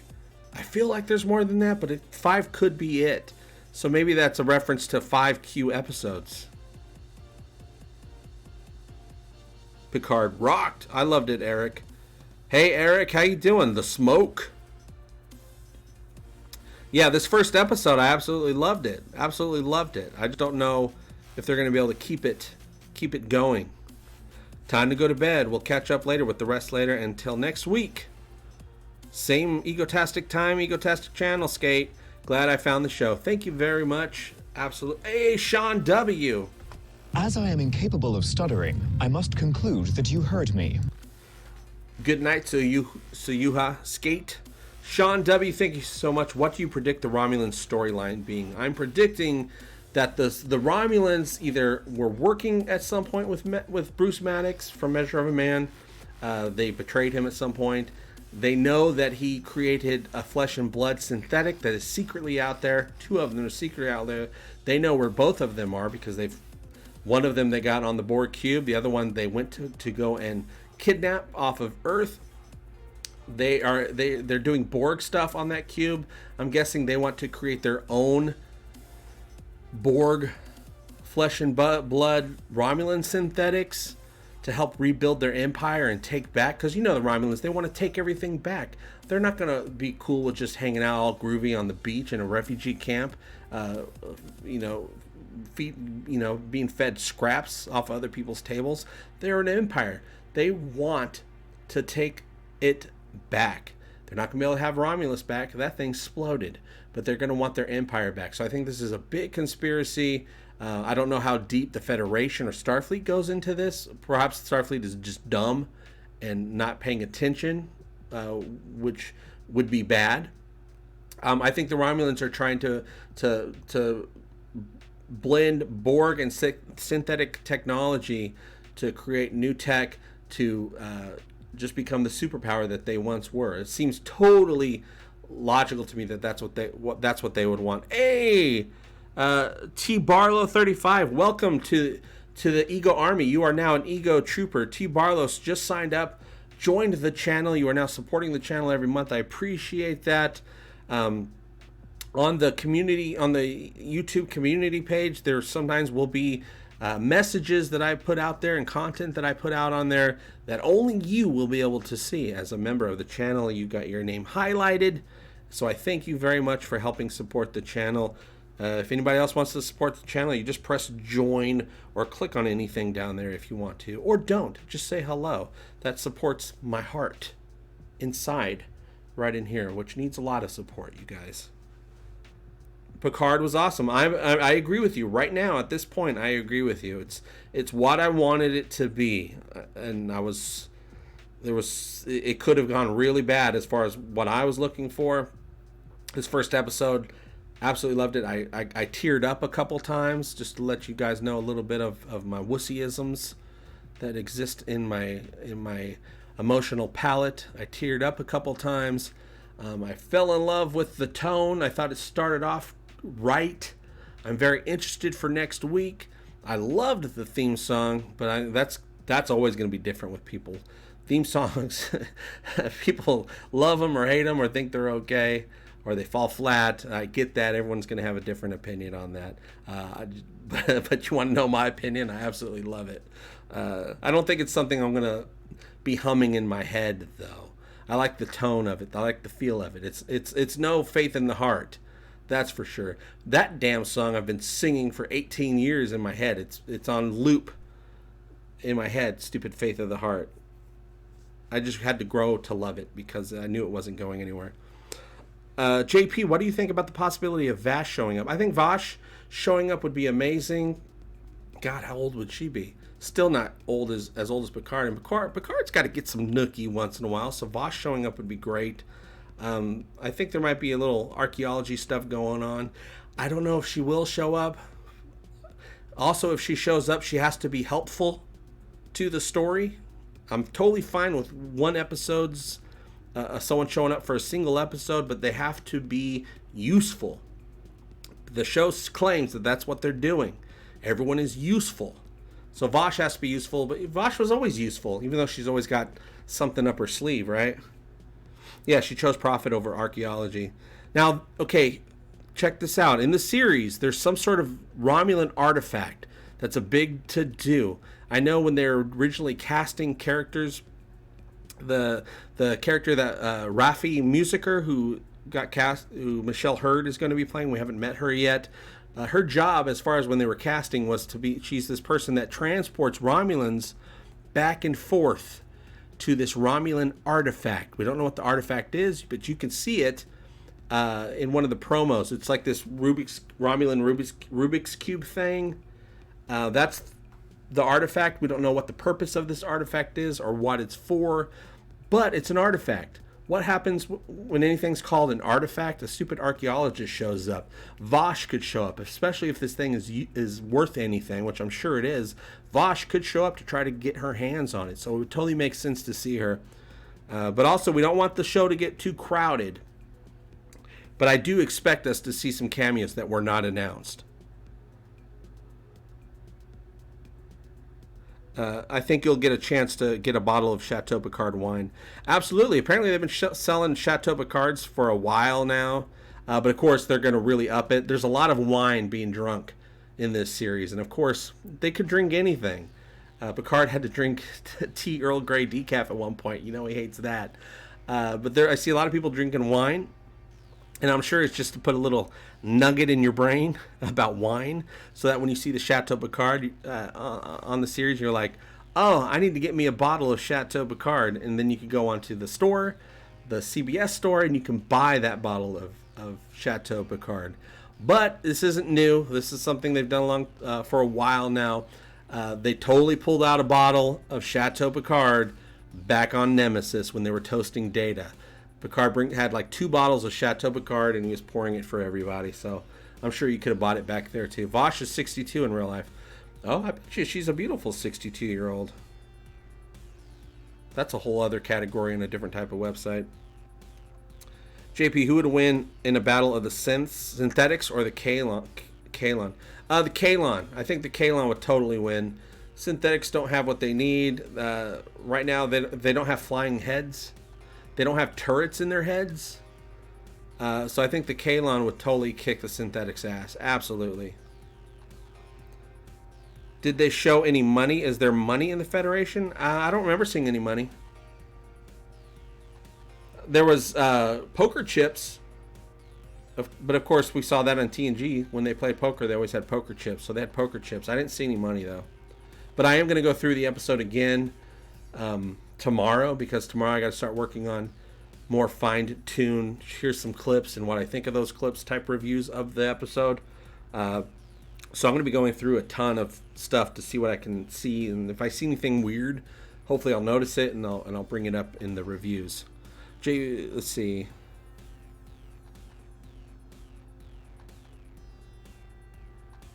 Oh yeah, Daystrom Institute researches AI like Data's. Yeah, I need to look in the term Daystrom Institute. I remember that. I don't know if I remember that from Star Trek or from real life. I need to look into that and see what's going on. Charles! Really? This is my job? How did I win at life? But I did. I've won. Yeah. What do you think about that, Locutus? I think it's badass. Thank you very much, Charles. You will become one with the CBS? If I could move my hand that fast, I would never leave the house. Yeah, I hope so. Seeing people from other shows would be cool besides Voyager. Yeah, well, we got Hugh coming. We got Riker coming. We know who they've announced. I want to know who's showing up, who they didn't announce. Did we see anybody? Did anybody? Just Worf. We saw Worf, which is good. I don't want a bunch of surprise cameos in the first episode. Let the show breathe a little bit and get settled before you have guests come over. We saw Worf during the little news interview scene that Picard did. Worf is fine. Worf looks perfectly fine. He is Worf. He's got the ridges all there. He probably talks, and it doesn't sound like he's talking through rubber. They took a picture straight out of an episode. So we now know we can sleep well at night knowing that they have not ruined Worf. Whether or not we see Worf, I very much doubt that we see Worf in this first season, but that could all be Wrong, because Michael Dorn did show up on set for one of the last episodes that they were filming for this season. He was there. He claims that he was just there to have lunch with Patrick Stewart and I think LeVar Burton was there as well. Claims they're just having lunch, but that could just be something you say to hide the truth. Worf might show up in this season because Michael Dorn was there. I know he was there because he said so, and there was a picture of it. But hey, what you gonna do? Surprises are always good, and there has to be surprises because they told us so much about these cameos, you know, because they got to get us excited and interested. I get it. You got to do that. You should do that. It's just good business, and the fans love that type of stuff. But they're not going to give away all of it because that's ridiculous. You got to have surprises. Yeah, all the Star Trek show actors have non-disclosure agreements. The same with the Orville. Hardcore non-disclosure agreements with the Orville as well. So I have a standing invite to go visit the Orville set whenever. Not only can I not afford to go all the way over there, but also I'm like, I'd rather not, because if I go there and I see anything, that means I can't talk about it, and that's probably really bad. Not only does my channel need it, but I have such a good time talking about Star Trek and but of course the Orville predictions, what I hope to see happen, what I think we'll see happen, you know, taking little clues that I see from things that they release and putting two and two together. If I just get the answer, that takes away all the fun and also takes away content, which would also be very, very bad. We don't know if LaForge is dead. I'm very worried that LaForge could be dead because he was working on Utopia Planitia, building all the huge armada, which they never finished, and most of the ships got exploded thanks to the damn synthetics. Thanks a lot, Noonien Soon and Maddox, you jerks. He was there. He was the boss. He was creating all of that. So I don't know if he got exploded during the attack or not. They have not said. Though, if he did get exploded, that would be another reason for Picard to be all bummed out about it, right? We don't know if he's dead yet. I'm hoping he's not. Because that'd be just suck if they said, "Oh, Geordi, I remember him. Too bad he's dead now." That would be kind of disrespectful.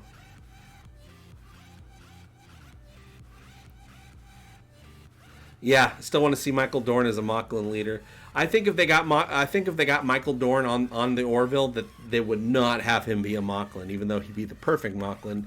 Let's face it, Michael Dorn is the model that they base Moclans on, or at least Bortus on that tone, you know. I don't think they would have him be a Moclan at all because they would want to go against type.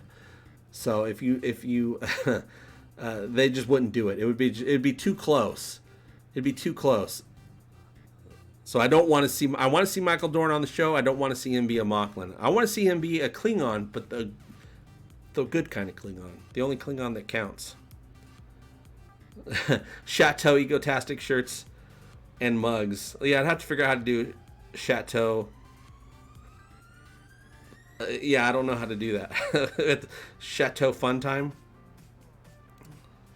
Thank you for subscribing, Charlie Delta. Charlie Delta.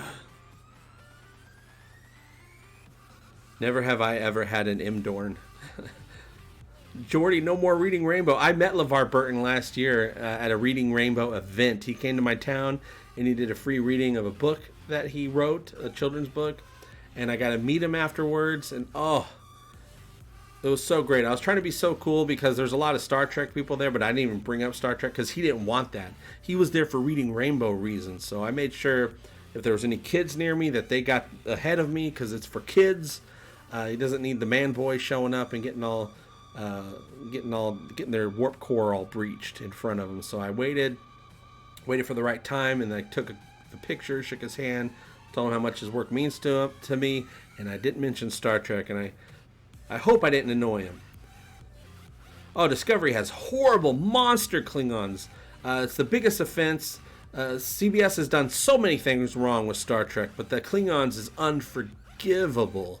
absolutely unforgivable. I could almost forgive the Michael Burnham Spock connection. I actually like Michael Burnham.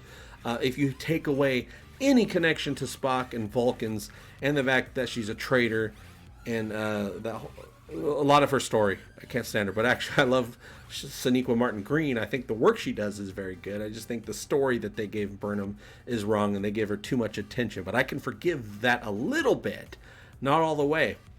Could never ever forgive the Klingon stuff. They need to be, they should be sued. Let's just put it that way. CBS should be sued because they need to learn a lesson from that. Now, they have learned something because Worf looks like Worf. How are they going to explain that away? Is it more important to us as Star Trek fans who like things explained? We like to understand the what's going on the screen and these characters in this world. Is it more important to us that Worf is Worf? Or is it important to us that Worf is Worf and we know why Worf is Worf? We want CBS to figure out, they have to eat their words or come around to something. I think the answer, if CBS is asked what the hell's up with the Klingons, their answer should be, we messed up, we're fixing it. Sorry. It shouldn't be, oh, there's different types of Klingons. BS.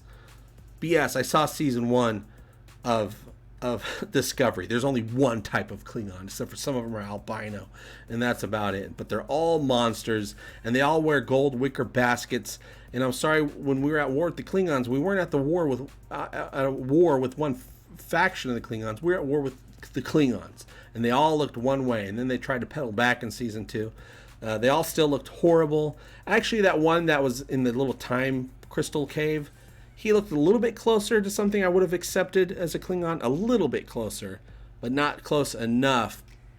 But yeah, they just messed up, and they should just say, sorry, we messed up. We're going to make it right again.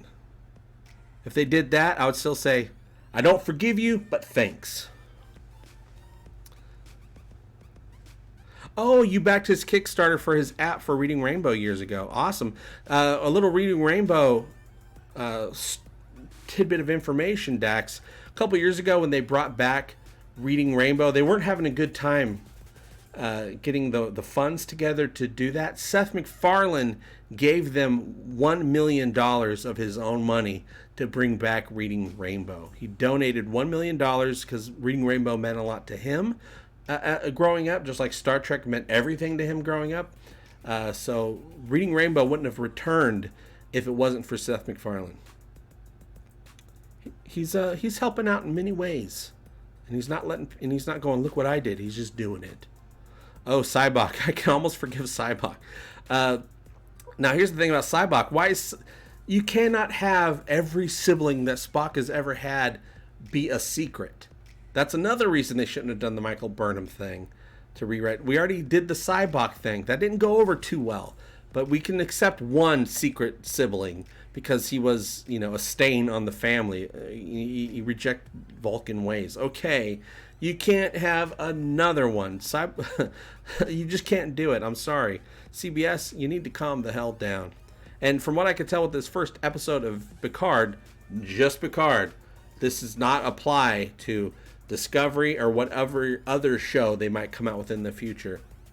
Because I still say, just even if they do a really good Picard show, doesn't mean they'll do anything else good. They're not trying to live up to the standards of some random person they hire to star in another show, or to Sonequa Martin Green or Doug Jones. They have to live up to a certain standard if you're going to bring in Sir Patrick Stewart. The dude's got mind powers, you guys. He's part X-Men.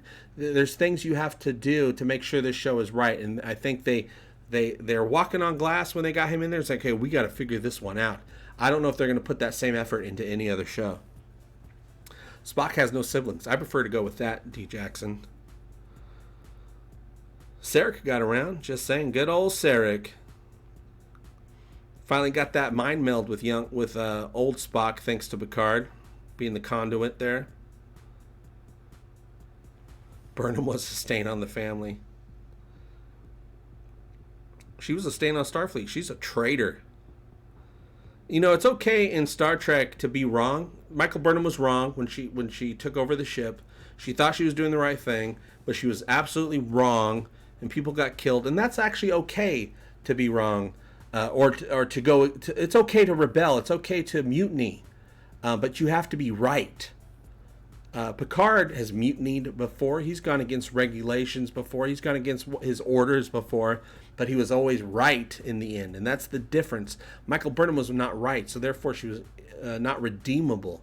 But also but even if she was redeemable, they worked on it. They focused the show around her, and they did it. It was ridiculous.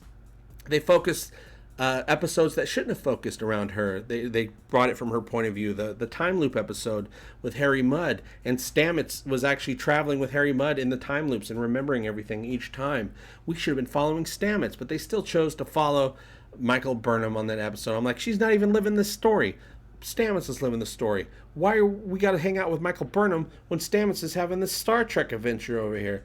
They don't know what they're doing with that show. I think they're going to be making a lot of improvements in season 3, but it's never going to make up for the bad taste that it's made in a lot of people's mouths. Not everybody's mouth. Some people are loving that Discovery, all the goodness up in there, that gristle. A lot of people love that. Not enough people love it, but I'm fine with people that hate it or love it. Like what you like, don't like what you don't like. Don't worry what other people are doing. Be you. Live your truth. Find your bliss. Don't let other people or let other channels tell you what you think. But hey, if you want to join the conversation, if you don't agree with me, but you want to join the conversation, you are absolutely welcome to do that. Because what's the point of me just being my own echo chamber? That's a boring life to live. I like hearing other people's opinions on stuff. She was a foster sister. She was. Now, I was hoping they would do this in season 2 with Discovery and you can actually fix Burnham's story with this, actually. They had the Time Angel stuff with what if the Time Angel, the Red Angel, made a little change where Burnham, her parents never got attacked, or the parents survived the attack, and Burnham never got adopted by Sarek, and Burnham still Burnham, but she doesn't have that. She has a different backstory. That would be very interesting. There's a lot of interesting things they could have done to fix Series 2 of Discovery that they claimed they were going to do, and they didn't do, in my opinion. So that was kind of sad, because I almost every episode I was like, oh, if they just did this, they could fix a ton of stuff just like that, but they didn't do that. They wanted to double down on bad ideas. But I am very much looking forward to see what they do to improve Season 3. Will Ed on the Orville mutiny against the Union? We'd have to find a reason, but as he could, and I think he would mutiny against the Union as long as he's right. And Seth MacFarlane and the writers on the show, who are basically, Star Trek writers, they understand that as well. You can mutiny, you can go against whatever, as long as you are, morally correct in the situation. Now, one question I have for season 3 of the Orville. They restored the timeline at the end of season 2 in the finale. They restored the timeline, so we assume, and it will be restored. I know that when we get back, when the season 3 premiere goes, it gets restored. But here's the thing: so many things in any timeline. There's so many things that are random that could have gone any way.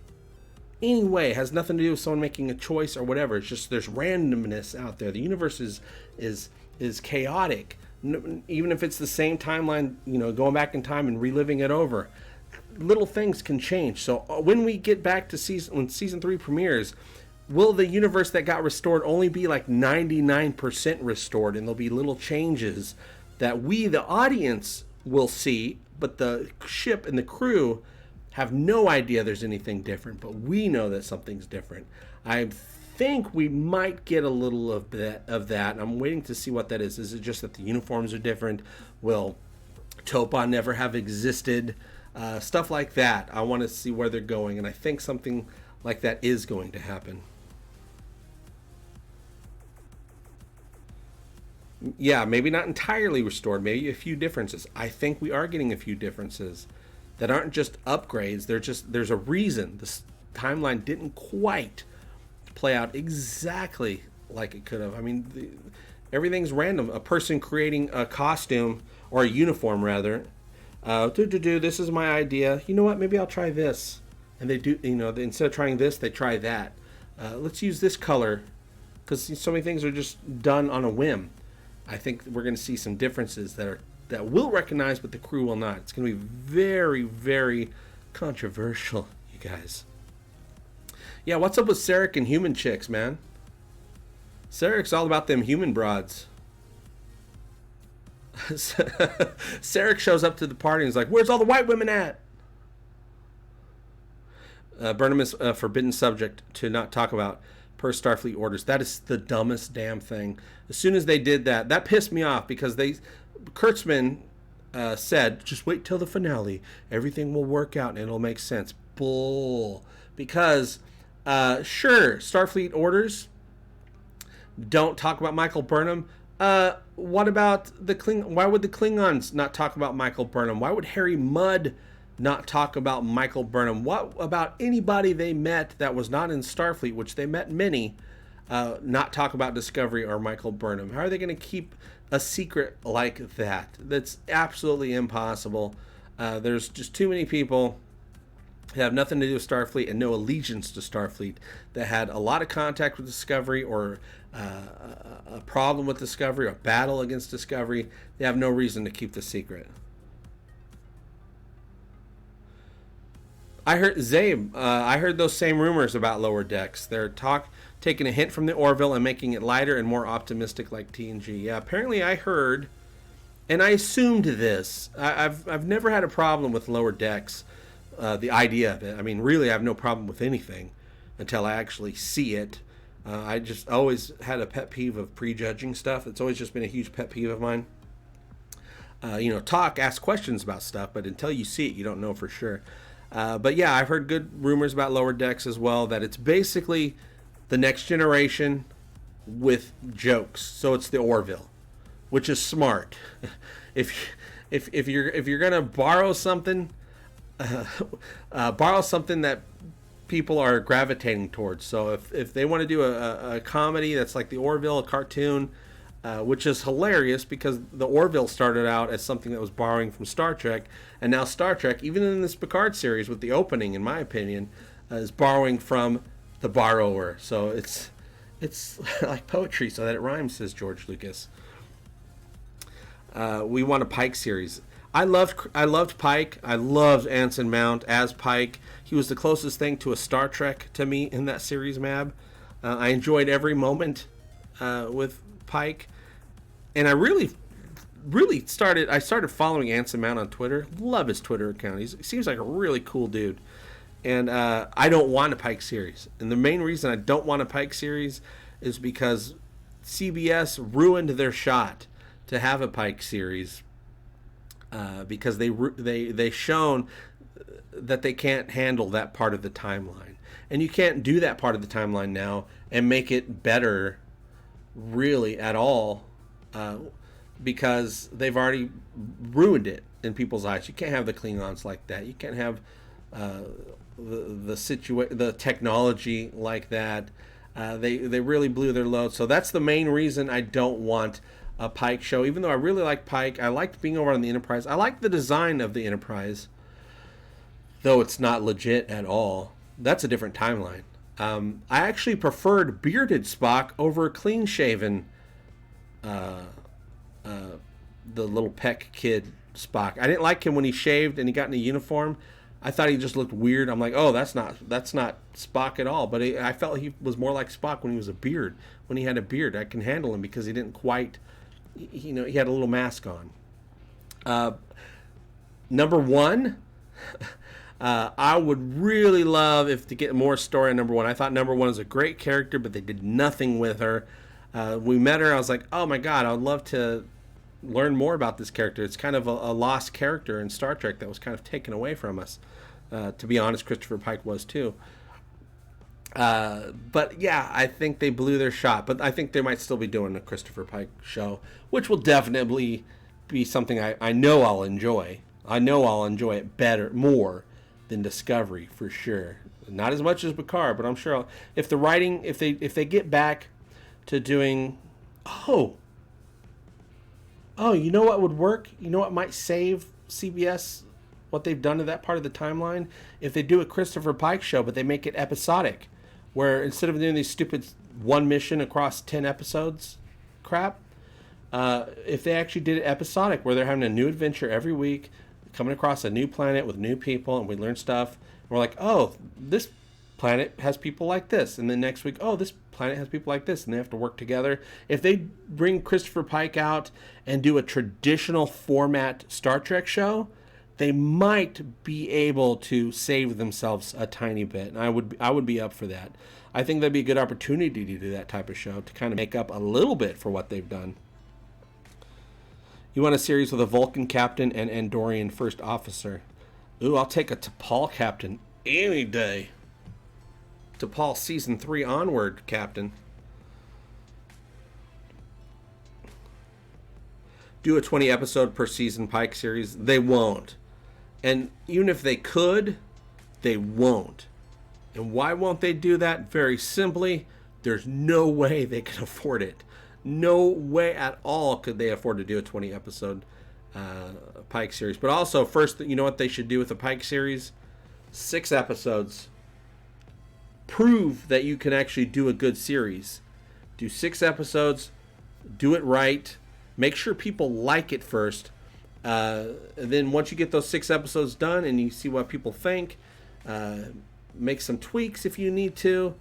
If you've proven yourself, come out with longer seasons. A lot of shows, their first seasons are like 6 episodes long, and then their second season is like 20 episodes long, because that first season was a proof of concept.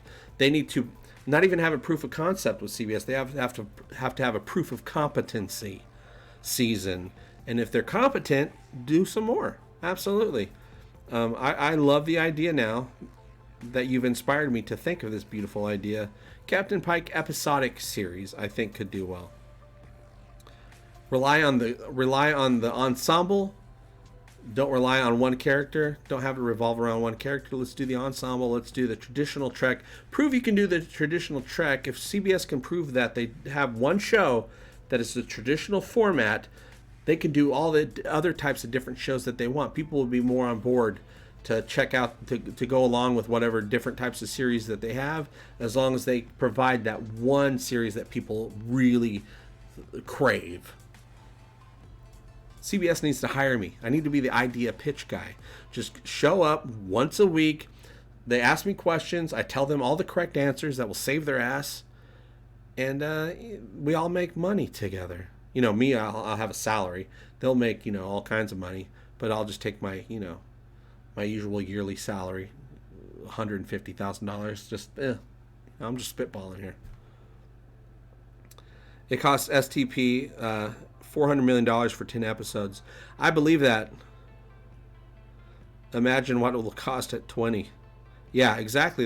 They can't afford to do that.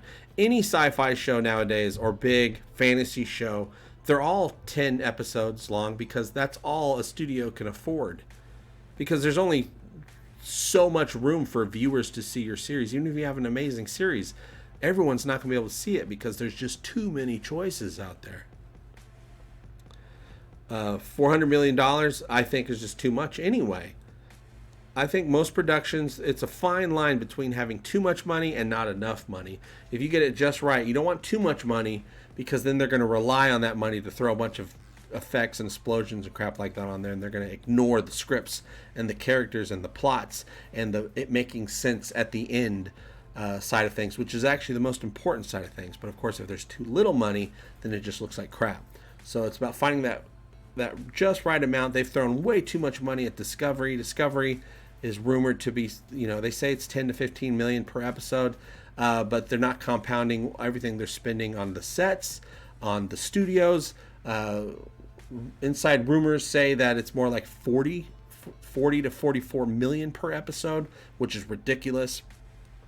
Don't do that, CBS. You're throwing money at problems instead of just solving the problems with a pen and paper, which is all it would take in most cases. And I think that's what Michael Chabon saw was wrong with the previous CBS Trek. And he's like, you know what? I'm a writer. He's a Pulitzer Prize winning writer. He writes characters. He writes stories. So he's bringing that expertise in.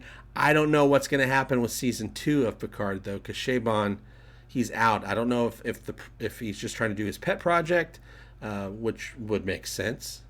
But also, he signed on for Picard, so you should stay, and then you do your little pet project afterwards, Michael Chabon.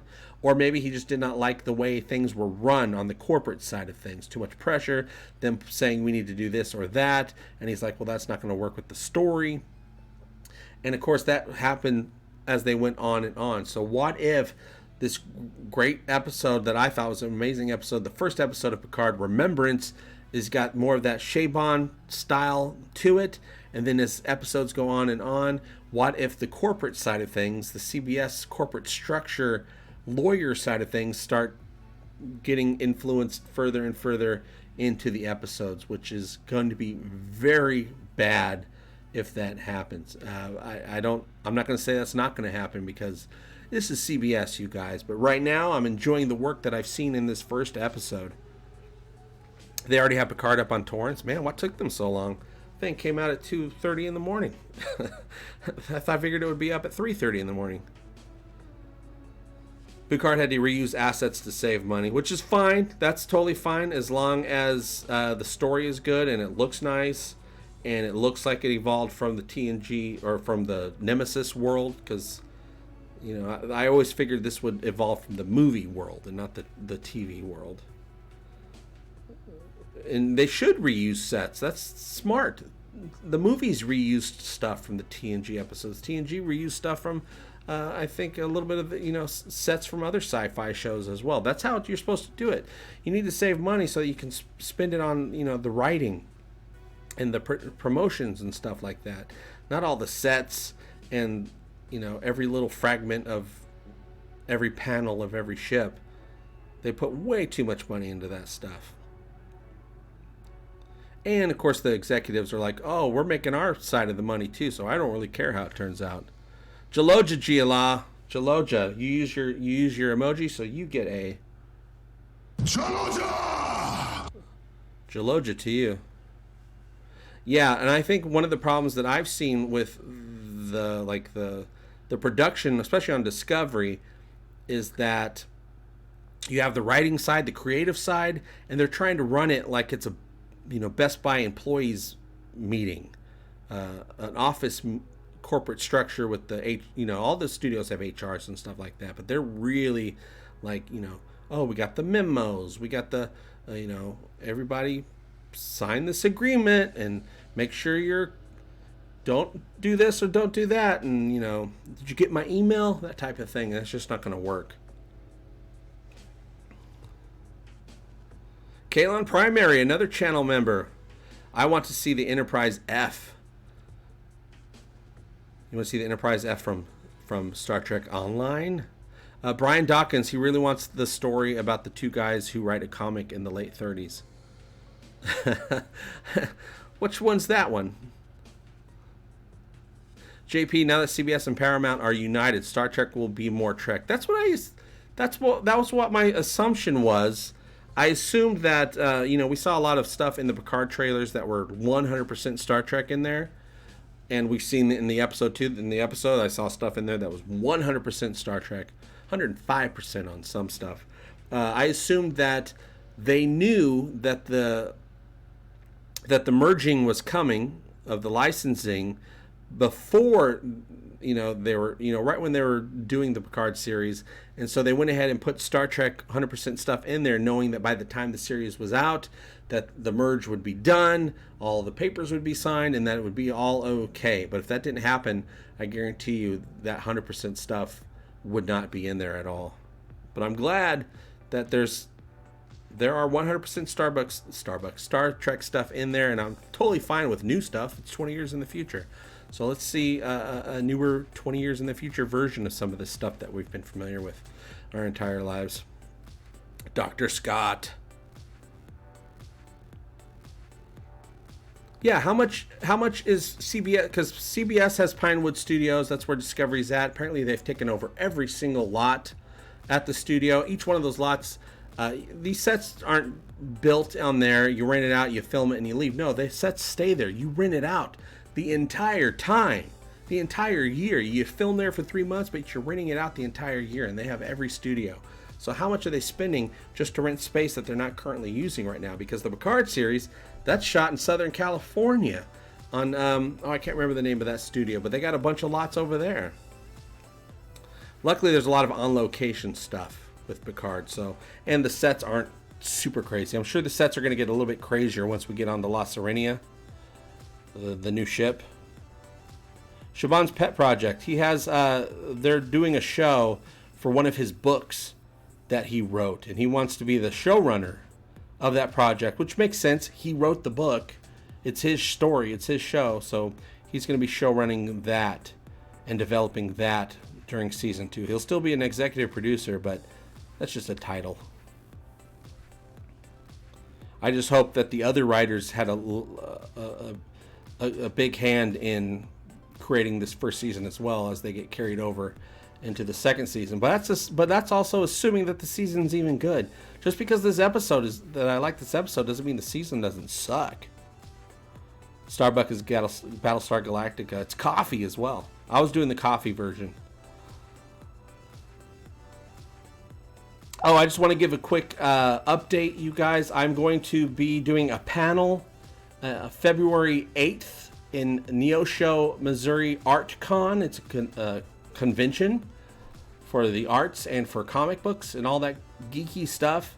ArtCon, I'm going to be doing a panel about YouTube versus podcasting. I'll be there. I'll have a table if you guys actually are able to come out. I'll have a table there. We can chat. We can take pictures, do some signatures, stuff like that. I'm also going to be hosting the Corin Nemec panel. Corin Nemec is a special guest star at the convention. I'm going to be doing, moderating, introducing him, asking him questions, fielding questions from the audience, having a good old egotastic fun time with Corin Nemec, who we all know. Well, not all of us know this. He auditioned for the Orville, but we do not know if he got cast in season 3. But he did audition for something for season 3.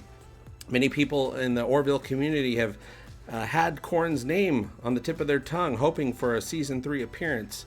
I'm sure if I ask him, he won't be able to ask that, but will be nice to be, sharing the stage with someone who's not only, Stargate and Parker Lewis Can't Lose. Some of us enjoyed his performance on Stephen King's television series The Stand back in the 90s. It'd be nice sharing the stage with him and talking to him about sci-fi and his show. Stephen Klein. Boom, bitch! Boom, bitch, Stephen Klein. Boom, bitch, indeed. Thank you very much for helping support the channel. And yeah, it's going to be nice talking to Corin, and I'll be putting out more information on the channel soon, posters and dates and all that stuff. If you live nearby, or if you're just going to be going by Neosho at the beginning of February, February 8th, it's a Saturday, we're going to have an Egotastic fun time. Maybe do an Egotastic raffle or two as well. Give away some stuff. George R. Martin should have been the showrunner for Game of Thrones. He's showrunning the real 8th season right now with the book. People that didn't like, there's a lot of people did not like the final season of Game of Thrones. Don't worry about it. They're redoing the 8th season in the form of George R. Martin's book. Hey, Sean W. Weird how some guys can treat a woman that way and somehow just not be bothered by it. Yes, Sean, I have heard the sci-fi show Lex. Your thoughts? I have not watched Lex. I don't remember what Lex is about. So unfortunately, I don't have any thoughts on it. There's this other show called Lex I'm thinking of as well, but that show wasn't a sci-fi show. I don't remember exactly what Lex was. So I apologize. I know you did a super chat. I wish I had a more satisfying answer for you, but just know that I love you, Sean W. I love you so much. And because of that, I'm going to give you a special little dance just for you, okay?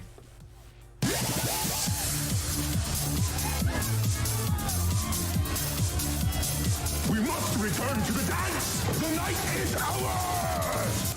Thank you very much.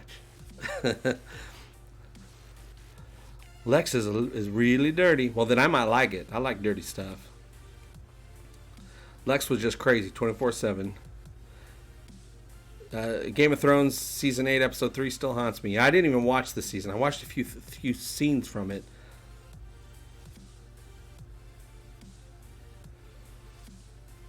Caitlin Primary. Ant don't want to spoil things, but people got some predictions on Picard very wrong from the first scene. Oh, go ahead and we're spoiling everything in this chat, so go ahead and say your piece. What did people get very wrong? I'm sure there's a lot of wrong stuff. Go Disco JP. Hey, Orville Nation, welcome aboard. My God, who makes these things? Oh, okay, loving the this is a hostile work environment. Hostile work environment, CBS. Loving my Seth Trek t-shirt. Everyone got to get one. I love mine too. I got mine on right now. Seth Trek. Jaloja long and prosper. A couple of people over at the Orville production have been wearing their Seth Trek shirts while filming season 3. So I want to thank you, Orville Nation, for getting your Seth Trek shirt. There's a link down below if you want to get your own. There's a few Seth Trek shirts down there and other fun Egotastic FunTime and Star Trek shirts that I have on the store. But also I want to thank the production, the Orville production, for being kind enough to get some of these shirts and sport them on set. Don't know why they haven't sent me some pictures though. JP wants to break into AVN, the adult vagina network at Vegas. I can't remember what the V's for. JP, have you seen The Witcher? Is it any good? I highly recommend The Witcher. Absolutely love The Witcher. I'm kind of over fantasy stuff a little bit for a while. Every once in a while something will pop up that I like. I watched the first episode of The Witcher on Netflix. I thought, oh, it's okay. It wasn't really grabbing me. A couple days later, I decided to give it another try. I put on episode 2. They drew me in within 5 minutes, and I binge watched the whole thing and absolutely loved it. Toss a coin to your Witcher, you guys. Absolutely love Witcher. I highly recommend seeing it. If the first episode doesn't grab you, just stick around to the next episode. It should get you there. Lex crew came to Earth, and we are located in the Dark Universe. Ooh, the Dark Universe. Wait a minute, is that the Alex Kurtzman universe, the Dark Universe? Data was not in a dream, I am seeing. Also, nice to see the Enterprise. Data is in a dream. That's a dream. That was a dream that Picard was having. But some people have brought up the idea that perhaps those dreams that Picard's been having in this part of his life. What's up, De Beaumont resident? What if they're being put there in his head by Q? I love that idea. And what if Q gave himself a cameo in that set of cards with the 5 Qs on it? Picard's having these dreams all of a sudden. They're saying you're having those dreams again. And he says, well, the dreams are lovely. It's the waking up that I'm beginning to resent. What if Q, and I love this idea, I'd never thought of this, you guys thought of this, this is you guys should patent this idea. What if Q is messing with Picard and sending him these dreams to get him going again? You know how Q likes to do. He's not straightforward. He likes to play a little bit. He likes to play with his food. Plus he loves Picard. You know that. The time jumps are very confusing. I was following the time jumps along pretty okay, but by the time we got to the finale, I was pretty lost. But I was enjoying the ride. But I was a little bit lost by the finale. I was just like, oh, well, I'm enjoying myself. Let's just keep going till the end.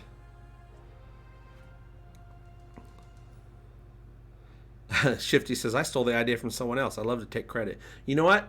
I don't even know who this other person is you're talking about, Shifty. So as far as I'm concerned, that's your idea. I got witnesses. Shifty came up with that idea. Do I have a second emotion? However they do things in civilizations and courts. Ooh, I'm Dark Fire. Oh snap! You didn't make the connection with Q and the Queens. The Borg Queens, which I'm pretty sure that means the Borg Queens, and then the Qs mean Q. Why did they have the Queen of Hearts? Does it just because it looks cool, or does it has something to do with Picard's artificial heart? Probably doesn't have anything to do with his artificial heart. Maybe they just picked Queen of Hearts because the song, Juice Newton's song, playing with the Queen of Hearts. I don't know. Yep, Shifty came up with it. John Palanche says so. John Palanche seconded it. Zabe thirded it. Who's gonna quattro it? If Q was an animal, he'd be a cat. Oh, he would. Oh my God, Q would be a cat, and he'd just go around going, and he'd just knock crap off the shelf, and he might eat you if you die in your sleep. Rob Crawford, I second that motion. Sweet emotion. You second that sweet emotion. Yep, what in the world? JP still going almost 3 hours now? Yeah, I was going to totally just make this a 40-minute stream because long streams kill the channel. But you guys have been keeping me on with great theories, great conversation, and those super chatters really are keeping me on here. Thank you very much for supporting the channel. It's really means a lot. It really helps a lot. I absolutely am very thankful. Sean W. The tingles. I feel as if I have been standing my entire life and I just sat down. Sean W. says, may I submit to you that you review The Lex? I'll check out the first episode and check it out. Let me see. Where's my notes? I'm going to put a note on here real quick. Just as a reminder. Lex series. Alright, so I put a note on there, Sean W. That'll help remind me. Q is the equivalent of the Chester cat. He really is. I thought it also was going to be around the 1 hour bit, but you guys, the conversation is nuts. There's so much to talk about with just this one episode of Picard, and then I ain't gonna lie, those super chats really distract me from closing things down. 5 queens. I see 5 queens. Or actually, it would be there are 5 queens. There are 5 queens. 5 queens, awesome hand, not cheating at all. And I also like right before that happened, he was telling Data how he knows Data's cheating at cards. The Good Place is on tonight. Only 2 more episodes, Dax, of The Good Place. I think the season finale next week is an hour long. I hope it is. This episode of The Good Place, we're supposed to see The Good Place for the first time ever.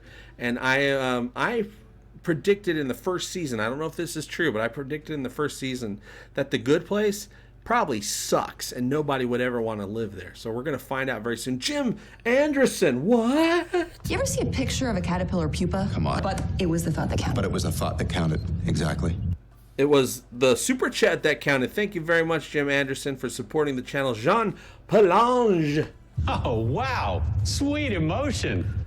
Thanks for being awesome, JP. Keep it up. Subscribe to Patreon if you haven't yet. Yes, Patreon link is down there. The PayPal link is down there. The t-shirt links are down there. Don't send me... And I was going to say... No, I'm not even going to say that because some of you might do that. All the links are down there and the chat is down there to say hello. I love it all. Hi, everybody. Just got here. What's up, Nathan Allen? How you doing? Zabe. Let's go! Oh, you deserve more than that. Hold on here a second. I am awaiting my dinner. This has caused me to become displeased. Thank you very much, Zabe. Help us, Egotastic FunTime. You're our only hope. If I can help you, I'm going to do my best. Any way I can to keep the Egotastic FunTime going. I'm very happy, like I said. I hate that I say that phrase way too much. Like I said. Oh, I sound like a dick. But like I said... What was I going to say? I'm very happy that I can talk about something tonight that I enjoy. The thing that, I do the Orville, Talking the Orville live show Explosion every Thursday because I love the Orville. And we get together and we talk about the Orville. We have a great time. So I'm very happy that I have good news today that I liked Picard. I don't know what next week is going to bring, though. Next week might be the bummer one where I'm like, ugh, it lost its footing. 7 of 9 didn't hold up. I'm guessing that won't be my complaint at all. But who knows what next week's stream is going to be. JP, you're making more money than a free cams model. Ooh, nice. I hope so. I doubt that, but, well, it depends on the model, I guess. Zabe, Jean Palange, and Jim Anderson, you all rock. Yes, you do. I wish some of my buttons, all their buttons work, but I guess I got this button. Hype train.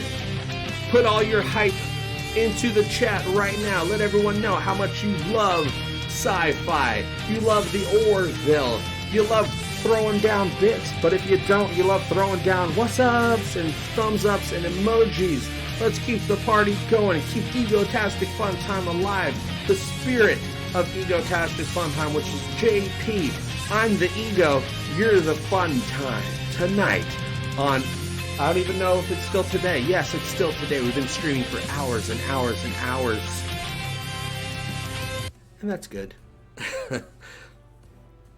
Nothing wrong about being happy, JP. I get guilty about being happy. John Palange, hype? Everybody Hype does it sometimes. I went to town on myself this morning. That's why I look so relaxed right now. God, this whole ship is gross. How many of you are going to be going to town on yourselves tonight in celebration of the Egotastic hype train? Picard! Voyage of the USS Zimmerframe. Now, wasn't the real doctor's name Zimmerman? Dr. Zimmerman? Picard, episode 2, Voyage of the USS Zimmerframe. What? I hope that's not the name of the next episode. What's up, E. Carlson? Jaloja. Now, you know, sometimes we go, zip, Jaloja, long and prosper. What's up, Tyler? Hey, JP, just finished the episode. Oh, nice. What did you think of it? I absolutely loved the episode. Some people think it's the worst thing ever. Some people are like, and other people are like, it's a good start. A lot of different opinions out there. John Palange, you are an ego hero, says Scott Giles, channel member. This first episode lived up beyond what I thought it was going to be, but I'm so worried that at some point the season's going to lose its momentum that for me that it currently has, because I still do not trust CBS. I don't think I ever will. They're going to have a few good shows, Star Trek shows, for me to lay off CBS a little bit. I'm not laying off them at all, but I will give credit where credit is due. This first episode really has me excited for Picard. Geek Truth 64 related to Nintendo 64. That would be royalty if you are. That's what I'm talking about right there on that boom. New sub, loves Trek fans. We are the rare these days. Well, there's a huge variety of Trek fans now. There's so much Trek out there, history-wise. You know, you got your people that really into STO. You got, the original series, TNG, the movies, blah blah blah. We got CBS Trek. What you gonna do? But there's different. I love TNG the most. So many people say I love TOS the most. Some people love DS9 the most. Voyager gets some love. I think it deserves more love. Voyager. I don't put the original series on any list. I think the original series is above being put on a list, on a top anything, because it's the originator. It is what got us to this conversation we're having now, so it deserves better than we put on a list, in my opinion. My favorite Star Trek is TNG. My second favorite Star Trek is TNG. My third favorite Star Trek is TNG, and then it goes Voyager, and then it goes maybe Enterprise, because I'm really falling back in love with that recently. I've been rewatching it. DS9, and then the movies. I love some of them don't grab me as much. I actually ended up liking The Voyage Home quite a damn bunch. Absolutely, I think The Voyage Home might be my favorite Star Trek movie. Sean W. Love is the fish hook that hooks the fish. You hooked me, Sean. I recommend either the first episode of Lex or E1, episode 1, season 3. There's a huge cult following, and it would be nice to see it represented, especially by you. Well, Sean, tell me something. Is Lex episode or an anthology? Can you watch it in any order? If so, I will skip to season 3, episode 1. If it's episodic, I prefer to go with the pilot episode. Anything up to Enterprise I enjoyed, with Enterprise that is. Yeah, I just started rewatching Enterprise, and hindsight is 20/20. I ended up falling in love with Enterprise eventually, but the first couple seasons, for most people, it was tough. Eventually ended up absolutely loving it before Les Moonves douched all over it and canceled it, because that's how he wanted to handle Star Trek when he first got the rights to it. Thanks a lot, Les Moonves. So I'm revisiting right now. I just finished season 1, episode 3, and I realized this show is Star Trek. It's the correct format. And even though it looked really great at the time, because technology was better, the technology looks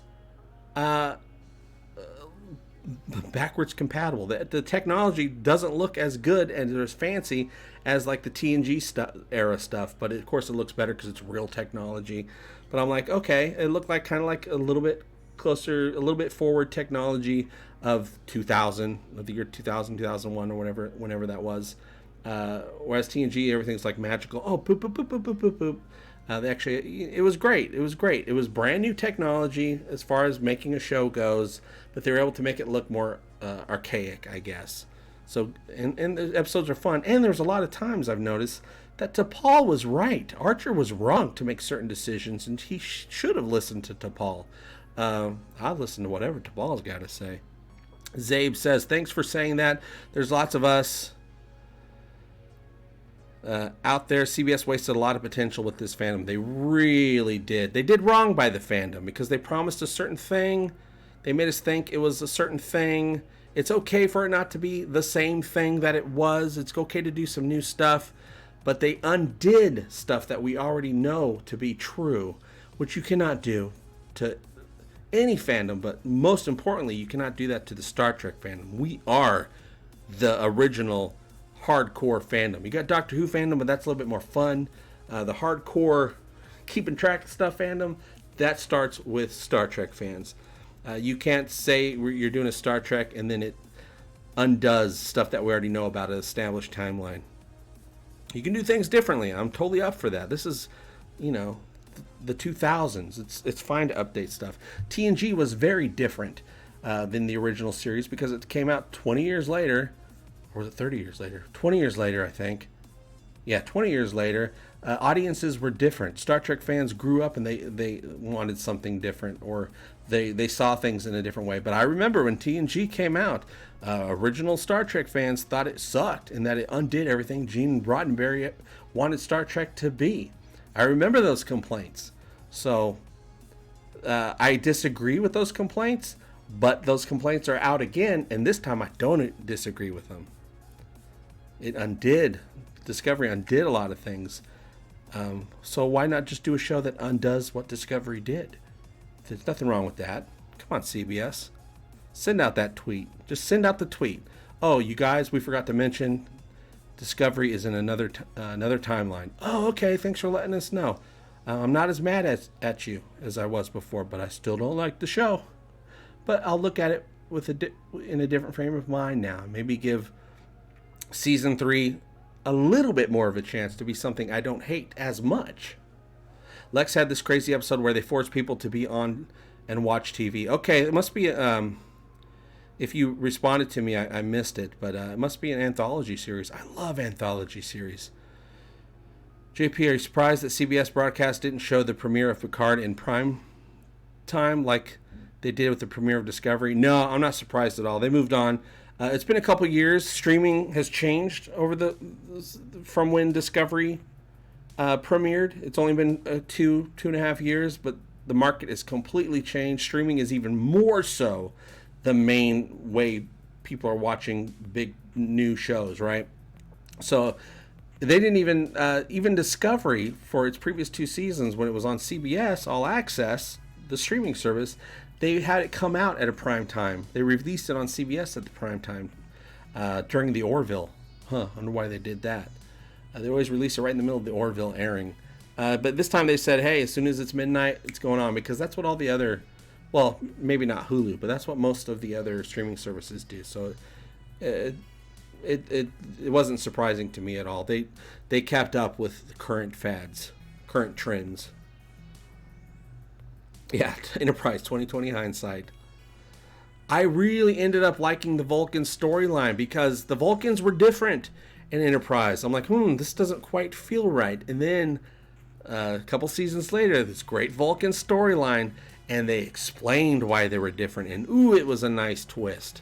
Could have gone very wrong if they wrote it wrong, but it really made me really get excited for the Star Trek universe. I'm like, oh, snaps. Did not see that coming. Totally makes sense. Not going to spoil it here because CBS Trek, totally worth spoiling. I'm not going to spoil legit Star Trek, you guys. You got to go watch it. People need to get their eyeballs on Enterprise. And don't skip past the theme song. I know they have that option now. Don't you do it. You sit through that song. People put a lot of work into that Rod Stewart song. Enterprise is canon. I totally believe Enterprise is canon. Absolutely. I wonder if Discovery will run into the Temple Cold War. I'm pretty positive that they do. I think they absolutely do. That team of aliens that are after them with their stupid little Green Lantern weapons. I'm pretty sure that's the temporal police after them for traveling through time and messing stuff up. Pretty sure that's the temporal Cold War stuff. Yeah, Enterprise does not wreck the timeline. In fact, it explains some questions people had. And the whole smooth-headed Klingon thing, that's how you handle the Klingon situation. Enterprise actually explained why some of the Klingons had smooth foreheads back in the original series. It was so fun. It was a really good explanation, and we got to live through it. It wasn't just a throwaway line. We actually saw it happen. Made sense. There's no way to explain poop emoji monsters, you guys. Dark Metamorphosis. What's going on, Dark Meta? Yeah, not like that, but yeah. Right. Okay, Lex is cereal. You will worship his shadow. If it's cereal, cereal. My favorite cereal is breakfast cereal. If it's cereal, then I'm going to start from the pilot episode. Even though the pilot episodes are the worst episodes of most shows. Which, hopefully, that's the case for Picard, too, because I love the Picard pilot. But if it's horrible, like most pilots, not all pilots, most pilots, that means every episode gets better. Calais Hardy. Ooh, I like that name. I hope I said it right. Calais Hardy. Niners! Boom, that's what I'm talking about. It's true, he was just talking about that. DS Niners. Batter up. Faith of the Orville. I watch the Orville when it comes on my TV. I watch the Orville with Captain Mercer and Kelly. I missed Cass when she was written out of Voyager. I liked her naiveness. I liked Cass, but I was actually ready to get rid of her. Or I don't even know if I was ready to get rid of her. I was just ready to get 7 of 9 on the show. Yeah, so maybe I wasn't done with Cass. I just think, maybe I was looking back, I wasn't done with Cass. But the Cass seasons were the early seasons, which weren't as good as, 90s Star Trek. It's season 3 onward with every series. You got first season's kind of, I don't know. Second season, a couple good ones in there. Damn, Measure of a Man. Season 3 onward, every Trek series is great to me. Cass was badly written. Yeah, once they got, there was just, in those first seasons of Voyager, all the aliens had weird hair. Let's just be honest, all the aliens had weird hair. I love Voyager, but all the aliens had weird hair. And I was getting tired of it, okay? Getting tired of the weird hairdos. Like all of us, JP, Jerry Ryan is still a smoking hot babe. Yeah, like me, I'm also a smoking hot babe. Kes was never a fully realized character. Yeah, she only had, what was her lifespan? 10 years? 1 year? I can't remember. 7-9 was the best thing they could have done. The fake romance she had was terrible. Yeah, I didn't want to see any romance with that type of character. She seems kind of not ready for that type of thing. She's exploring her... She was, I don't know, robotic, I guess. Or very... She's Vulcan. She was the Vulcan. Well, Tuvok was the Vulcan. She was a different type of Vulcan.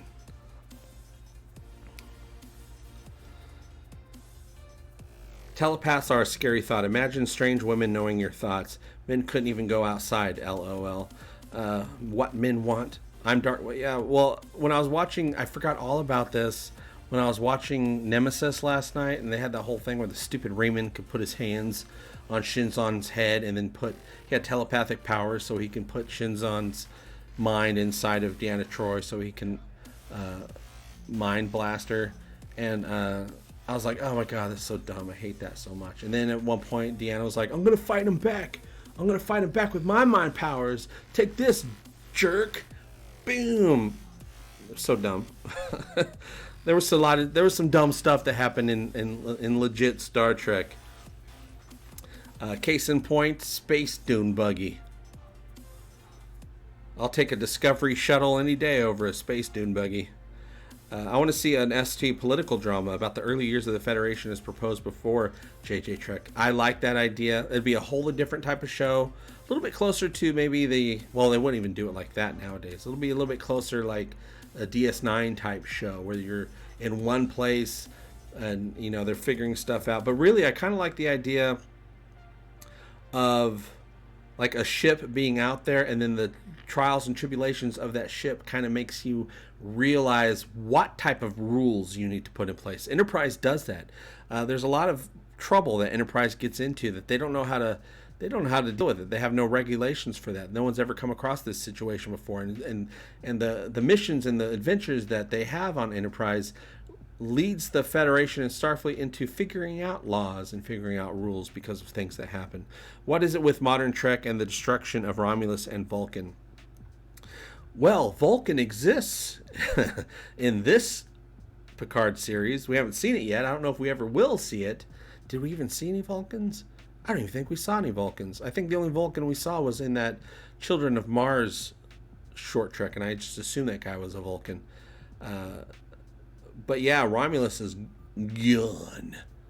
But hey, if it leads to an interesting story, and it leads to the Romulans, because the Romulans aren't gone, just their planet is gone. They had an entire empire spread across a bunch of, you know, areas with all kinds of planets and homeworlds. So I'm sure many of those homeworlds in that area got destroyed, but Romulus is gone. But if it's all leading to the Romulans trying to reclaim their power by doing some dirty, nasty stuff, that sounds like a good story.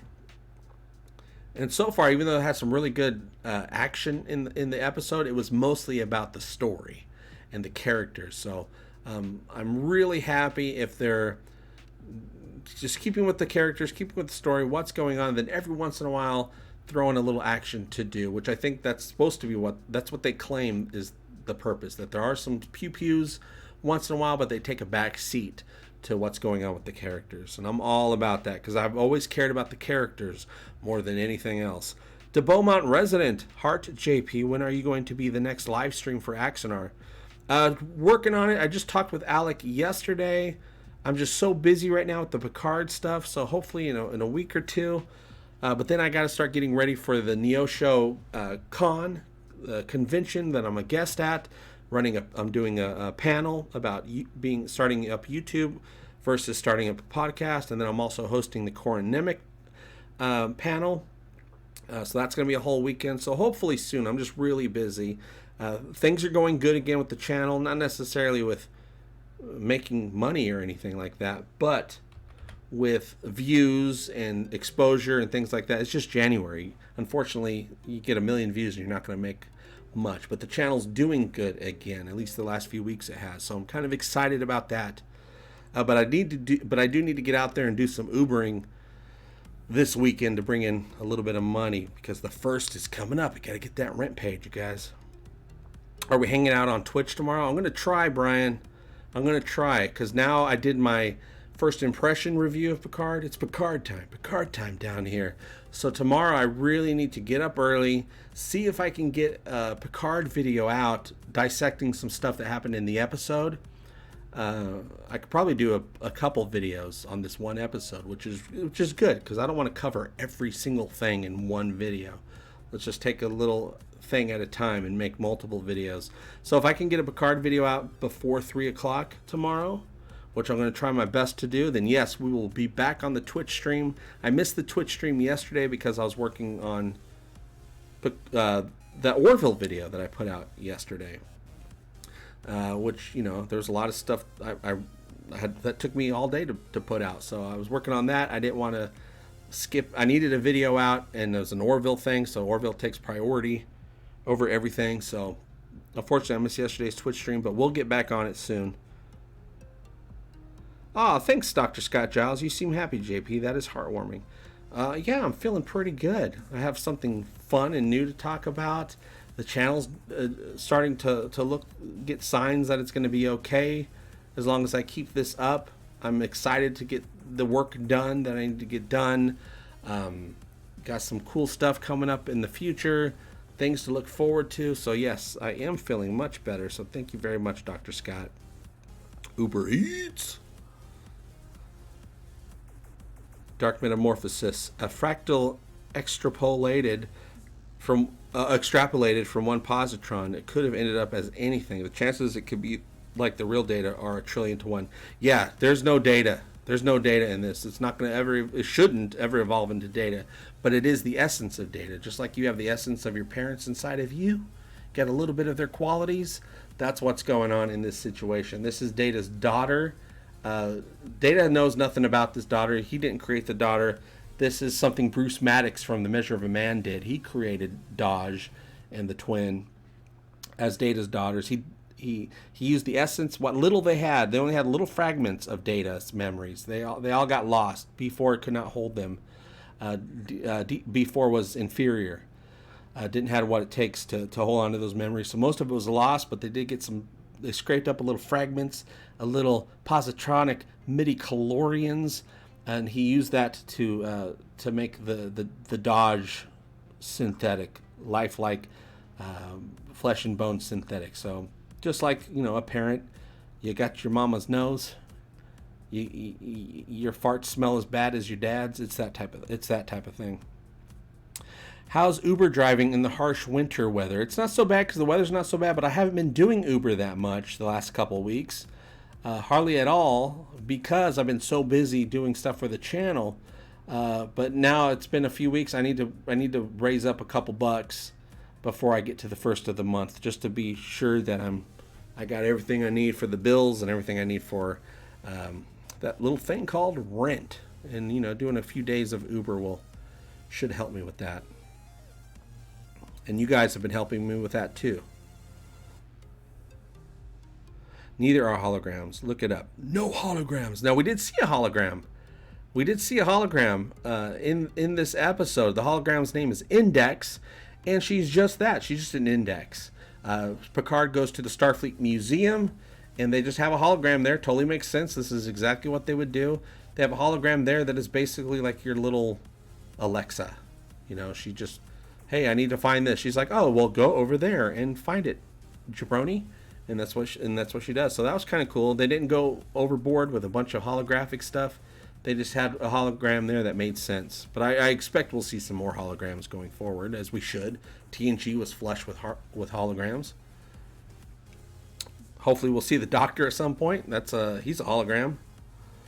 Egotastic Uber time. We're going to have a fast food smell in your car time.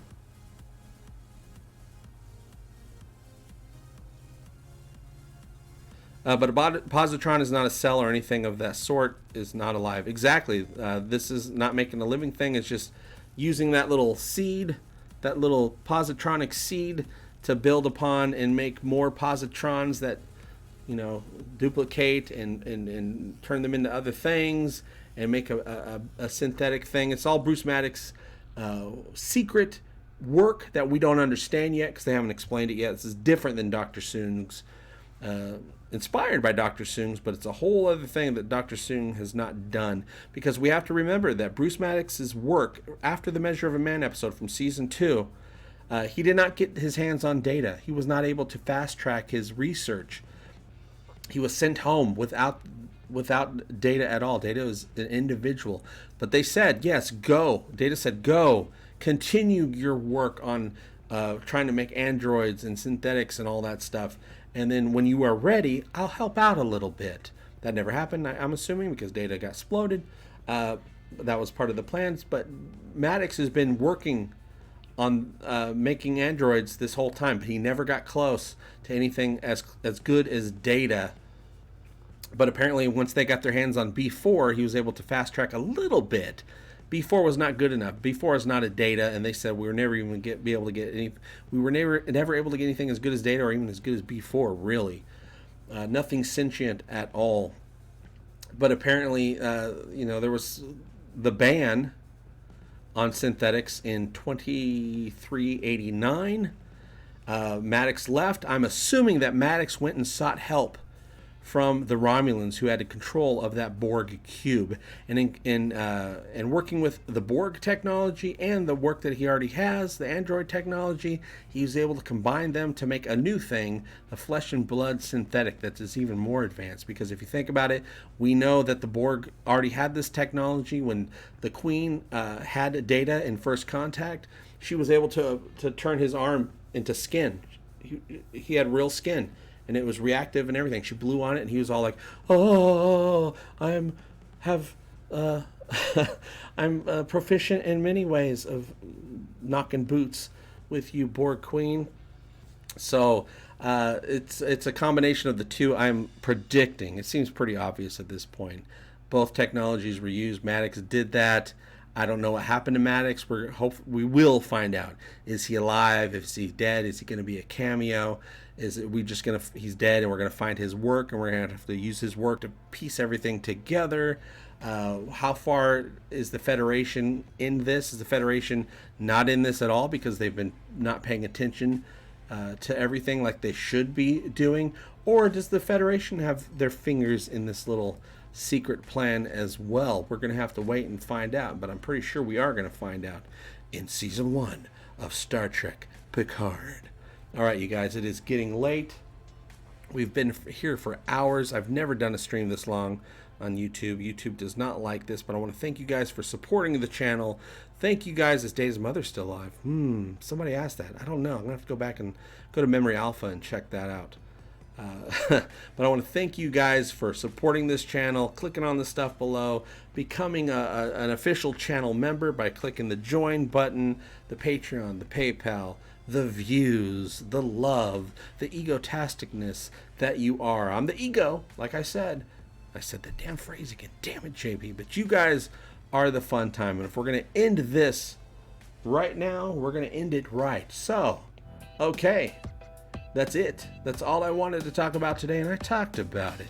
How about you? Are you excited for episode 2? Don't get excited for the whole season. Let's just take this one episode at a time. Let's not give our hopes up or expect too much.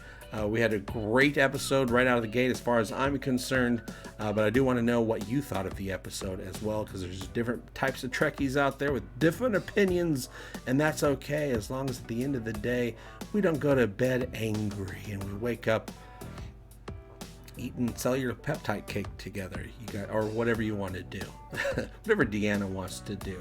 I'll see you very soon, and as always, I hope all your times are egotastic fun times. Love you. Bye-bye. Egotastic fun time. We're gonna have a great time. Egotastic fun time. Give me all your money.